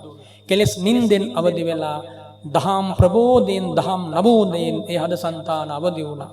මසුරුකම, ඉරිසියාව, කුහකකම සදා කාලයට මිනිස් මනසෙන් අතුගාලා දැම්මා. ඒ වගේම මෛත්‍රිය, අනුකම්පාව, දයාව, කරුණාව ඒ මිනිසු හුරු පුරුදු කළා. බුද්ධානුස්සති භාවනාවේ යෙදුණා. ධම්මානුස්සතිය, සංඝානුස්සතිය යෙදුණා. හොඳට බ්‍රහ්ම විහාර භාවනා හුරු කළා. ඇස කන නාසය දිව කය මනස මේවා අනිත්‍ය ධර්ම, දුක්ඛ ධර්ම, අනාත්ම ධර්ම, අනාශාසික ධර්ම, අද්භව ධර්ම, රෝග ගණ්ඩ ආදී වශයෙන් අනිත්‍ය ලක්ෂණය, දුක්ඛ අනාත්ම ලක්ෂණය මේ ජීවිතය තුලින් විමසුවා. උපදිනතා ජාති ජරා මරණ වලට සත්වයෝ මුහුණ දෙනවා. ජාතිය ජරා මරණ ගෙන දෙන නිසා දුක. ජාතිය ශෝක වියසන හැඬීම් වැළපීම් අප්‍රිය සංප්‍රයෝග ප්‍රිය විප්‍රයෝග ගෙන දෙන හේයින් ජාතිය දුක. කිම්පච්චයා ජාති සත්වයෝ බුදුබණ අසා විමසුවා ජාතිය භවපච්චය. කර්ම භවයේ නිසයි සත්වයාට ජාතිය ඇතිවන්නේ. කර්ම භවය කුමක් ප්‍රත්‍ය කරගෙනද? උපාදාන පච්චයා භව. කාමදිට්ඨිය අත්වාද සීලබ්බත උපාදාන හේයින් සත්වයා කර්ම රැස් කරනවා. ඒ උපාදාන කුමක ප්‍රත්‍යයෙන්ද? තණ්හා පත්‍ය උපාදාන. කාම භව විභව තණ්හාව නැත්නම් රූප තණ්හා, සද්ද තණ්හා, ගන්ධ රස පොට්ටබ්බ ධම්ම තණ්හා යන මේ සයාකාර තෘෂ්ණාව උපාදානයන් ජනනය කරනවා. ග්‍රහණයන් අල්ලා ගැනීම, බැඳීම් ඇති කරනවා. කාම කෝප දැවිලි මනසේ ඇති කරනවා. ඒ තණ්හාව කුමක් ප්‍රත්‍යයෙන්ද? වේදනා පත්‍ය තණ්හා. සත්‍යෝ විමසුවා මේ වේදනාව කුමක් නිසාද? පස්ස පත්‍ය වේදනා. සද්්වාරවල ස්පර්ශය මුල් කරගෙනයි මේ සැප දුක් උපේක්ෂා වේදනා සමුලුව පුද්ගලයාට මුහුණ දීම පිණිස ඇති වෙන්නේ, පහළ වෙන්නේ. ආන්න මේ ආයතන කුමක් හේතු කරගෙනද? නාම රූප පත්‍ය සලආයතන. මේ නාම රූප විඥාන පත්‍ය නාම රූප. මේ විඥානය ආන්න එතෙන්දී සංඛාර පත්‍ය විඥාන නැත්නම් භව පත්‍ය ජාති කිව්ව තැන. එතකොට ඒ සංස්කාර කුසල කුසල ආනෙන්ජ වශයෙන් කොටස් කරලා භාග්‍යතුන් අපි දේශනා කළා. කුමක් ප්‍රත්‍යයෙන්ද මේ සංස්කාර පවතින්නේ? අවිද්‍යාව ප්‍රත්‍යයෙන්. අවිද්‍යාව මුල් කරගෙන අවිද්‍යාව ඇති කලෙහි සංඛාර පවතින්නේ. අවිද්‍යාව යනු දුක්ඛේ අඥානං, දුක්ඛ සමුදය අඥානං, දුක්ඛ නිරෝධේ අඥානං, දුක්ඛ නිරෝධගාමිනී පටිපදාය අඥානං. අවිද්‍යාව යනු ස්වාමීනි කුමක්ද? භික්ෂුවක් බුදුරජාණන් වහන්සේට යොමු කළ ප්‍රශ්නයක්. භාග්‍යවතුන් වහන්සේ බදාලා භික්ෂුව දුක්ඛාරය සත්‍ය ගැන නොදන්නාකම, දුක්ඛ සමුදය නිරෝධේ මාර්ගය ගැන නොදන්නාකම. කොහොම නොදන්නාකමද? සුතමේ චින්තාමේ භාවනාමේ වශයෙන් නොදන්නාකම. එහෙනම් ස්වාමීනි විද්‍යාව යනු කුමක්ද? ඒ භික්ෂුව පැනයක් යොමු කළා බුදුරජාණන් වහන්සේට. භික්ෂුව පිළිතුර තමයි දුක්ඛාරය සත්‍ය දක්නා නුවණ විද්‍යාවයි. සමුදය නිරෝධේ මාර්ගය දක්නා නුවණ ඥානීය විද්‍යාවයි. එනිසා පින්වතුනි චතුරාර්ය සත්‍ය අසමින් ඒ අනුව හික්මෙමින් ජීවිතයට ගලපා බලනකොට විද්‍යාව පහළ වෙනවා. එයත් මේ ආදරණීයනේ යනුව කල්පනා කරන්න. ඉපදීම මුල් කරගෙන සංසාරේ ජරා මරණ දුක් පැමිණුනේ. ඒ ඉපදීම දුක. ඒයින් අත මිදීම පිණිස මේ උතුම් සීල සමාධි ප්‍රඥා සංඛ්‍යාත මාර්ගයයි. එයින් අත මිදීම වශයෙන් කොහොමද? තණ්හාව, පාපේ, ක්ලේශය, අකුසල මූලයේ මුලිනු පුටා දමන්න ඕන. ඒ වෙනුවෙන් ප්‍රතිපදාව තමයි මේ ආර්ය අෂ්ටාංගික මාර්ගය, මේ ධම්මග. අන්න එහෙම පුහුණු වෙනකොට කවදා හෝ කෙදිනක හෝ දවසක් ඒවි මේ දුකේ අවසානය පැනෙන. මේ දුකෙන් අත මිදී සැනසෙන. නිසා පින්වතුනි මේ දක්වා මේ ආරම්භ කරපු ගමන, ඔබ මේ ගමන ආරම්භ කළා තියෙන පින්වතුනි කල්ප ගානකට එහා පැත්තේ. හැබැයි ඔබ ඒක දකින්නේ නැහැ. කල්ප ගානකට එහා පැත්තේ පාරමී පුරාගෙන ඇවිල්ලා තමයි මේ ගෞතම සාසනයට ඔබ ආවේ. එනිසා දැන් මේ පුරපු පාරමිතාව වැඩි දියුණු කරගෙන දියුණුවට පමනවාගෙන ඉදිරි දින කිහිපය තුළ හික්මිලා සාන්ත සුවයෙන් සැනසීලා බව දුක් හමාර කොට අමා නිවන් සුව සාක්ෂාත් කර ගන්නට මේ ආදරණීයන්ට මේ බණ මඩුව මහෝපකාර වේවා කියලා මම ආශිර්වාද කරනවා, ප්‍රාර්ථනා කරනවා. බාධා කරදර කෙතෙක් පැමිණුණත් අපි අපේ පැත්තෙන් මහා සංඝරත්නයේ ලෙස අමයුරු ධර්ම පරයායක් දේශනා කළා. ඔබත් බොහොම ශාන්තව නිහඬව බොහොම හොඳින් මේ බණ ටික ශ්‍රවණය කළා. දාම් දේශනාව ධර්ම ශ්‍රවණයේ මිහි පිට මහේශාක්‍ය කුසලයක්, මහා පාරමිතාව. එනිසා මේ හැම දිනාටම මේ උතුම් දහම් පාරමිතාව, මේ උතුම් සීල සමාධි ඥාන පාරමිතාව චතුරාර්ය සත්‍ය අවබෝධයට පාරමි වේවා කියලා මම ආශිර්වාද කරනවා. විහාරාධිපති අපේ පින්වත් අඹගස්වැවේ පුන්නජී නායක ස්වාමින් වහන්සේ ඇතුළු මහා සංඝරත්නයට නිදුක් නිරෝගීව සුවසේ මේ ශාසනික මෙහෙවර බොහෝ කලක් සිද්ධ කරන්නට නිරෝගී සුවයක්, දීර්ඝායු ශ්‍රී සම්පත්තියක් ලැබේවා කියලා අපි ආශිර්වාද කරමු.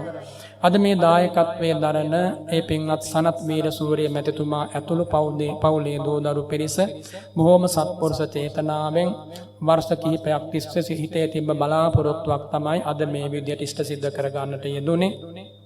ඉතින් මේ පින්වත් පවුලේ සියලු දෙනා බලාපොරොත්තු වෙනවා සුජීවත්ව සිටින මාලනී කුමාරි බස්නායක මෞතුමියට ආශිර්වාද කරන්න. ඒ වගේම ප්‍රියංගිකා මහත්මිය ඇතුළු පවුලේ සියලු දෙනාටම සෙත් ප්‍රාර්ථනා කරනවා. ශානිකා මහත්මිය ඇතුළු පවුලේ ඒ සියලු දෙනාට ආශිර්වාද කරන අතර වසන්ත මහත්මයා, කමලාවතී මහත්මිය, ඒ වගේම අජිත් මහත්මයා ඇතුළු සියලු දෙනා සිහිපත් කරනවා. දේශකයන් වහන්සේ ඇතුළු මහා සංඝරත්නය, ඒ වගේම විශේෂයෙන් අද පුණ්‍යානුමෝදනා කරනවා සුනිල් වීරසිංහ පියාණන්ට ඒ වගේ මේ පවුලේ අභාව ප්‍රාප්ත සියලුම දෙනාට පුණ්‍යානුමෝදනා කරන අතර විශේෂයෙන් මේ රට මේ සම්බුද්ධ ශාසනය මේ ජාතිය අද දක්වාම සුරක්ෂා කර දීම පිණිස පුරාණ රජ දවස පටන් අද දක්වාම දිමිපිදු වීරෝදාර මුර දේවතාවරු පිරිසක් වූ මහා රණවිරුවන්ට සියලු රණවිරුවන්ට විශේෂයෙන් අද පුණ්‍යානුමෝදනා කරනවා. ඒ වගේම අතුරුදන් වූ රණවිරුවන් අභාව ප්‍රාප්ත රණවිරුවන් මේ පොළොව වෙනුවෙන් ලේ කඳුළු හෙළුව සියලු රණවිරු ප්‍රජාවට මේ උදාර කුසලය අයිති වේවා කියලා අනුමෝදන් කරනවා. ඒ වගේම සක්දෙමදු වරම් දෙව් රාජවරු ආර්ය සුමන සමන් දෙවියන් මෛත්‍රී මහ බෝසතාණන් වහන්සේ මේ විහාර වංශය අපවත් වූ සියලු ස්වාමින් වහන්සේලා මේ බණ මඩුවට සැපැමිණි සියලු දෙනාගේ නමින්ම අභාව ප්‍රාප්ත ඥාති බන්දු වර්ගයා සතර පේරුවේ දායක කාර්යකාලීන්ගේ නමින් අභාව ප්‍රාප්ත සියලු ඥාති බන්දු වර්ගයා සැමට මේ උදාර කුසල් පරම්පරාවම අයිති වේවා කියලා අපි අනුමෝදනාව ආකාසට්ඨා ච භුම්මට්ඨා දේවා නාග මහිද්దికා පුඤ්ඤන්තං අනුමෝදිත්වා චිරං රක්ඛන්තු ශාසනං ඉදං වූ ඥාතිනං හෝතු සුඛිතා හොන්තු ඥාතයෝ එත්තාවතා ච අම්මේහි සම්භතං පුඤ්ඤ සම්පදං සබ්බේ දේවා අනුමෝදන්තෝ සබ්බ සම්පත්ති සිද්ධියා සබ්බේ සත්තා අනුමෝදන්තෝ සබ්බ සම්පත්ති සිද්ධියා සාධු සාධු සාධු. විහාරාධිපති හිමිපාණන් ඇතුළු අපේ පරම පූජනීය සංඝ රත්නයටත් ඒ වගේම අපේ පුංචි දූල පුතාලා ඇතුළු අපේ ළමා පරපුරටත් ඒ වගේම තරුණ පරපුරටත් වැඩිහිටියන්ටත් ඒ වගේම මේ පින්කමට වචනයකින් අතහිත දුන්න සහාය දුන්න සියලු දෙනාටම විශේෂයෙන් අමාදොර විවරවිය සදහම් විකාශය කාර්ය මණ්ඩලය හැමෝටම පොදුවේ මේ ගම් ප්‍රදේශවාසී සියලු දෙනාටම සෙත සාන්තිය සැප සතුට මේ උතුම් පින් බලයෙන් සැලසේවා. සියලු දෙවියන්ගේ පිහිට ආශිර්වාදය ලැබේවා. බුදු ගුණ ධම්ම ගුණ සංඝ ගුණ නිතින් සිහිපත් වේවා. අලුතෙන් අභිනවයෙන් කුසල් දහම් සම්පාදනයේ පිණිස වීරිය පහළ වේවා. උපන් අකුසල් යටපත් කරගෙන නූපන් අකුසල් නූපද්දවා සිටීම පිණිසම වීරිය පහළ වේවා. හැම දිනාටම මේ ජීවිතේ පාරමී භූමියක් බවට පත්වෙත්වා. බුද්ධ මන්දිරයක් බඳු මේ ලංකා ධරණී තලයේ උපන් හැම දිනාටම සුවසේ සීලාදී ගුණ පිළිවෙත් පුරාගෙන එක්ක මෙලොවදී නැත්නම් පරලොව කිසියම් තැනකදී උතුම් චතුරාර්ය සත්‍ය අවබෝධ කර ගැනීම පිණිස හේතු වාසනා වේවා කියලා මම ආශිර්වාද කරනවා. සබ්බීතියෝ විමද්දන්තෝ සබ්බ රෝගෝ විනස්සතෝ මාතේ භවත්වන්තරායෝ සුඛ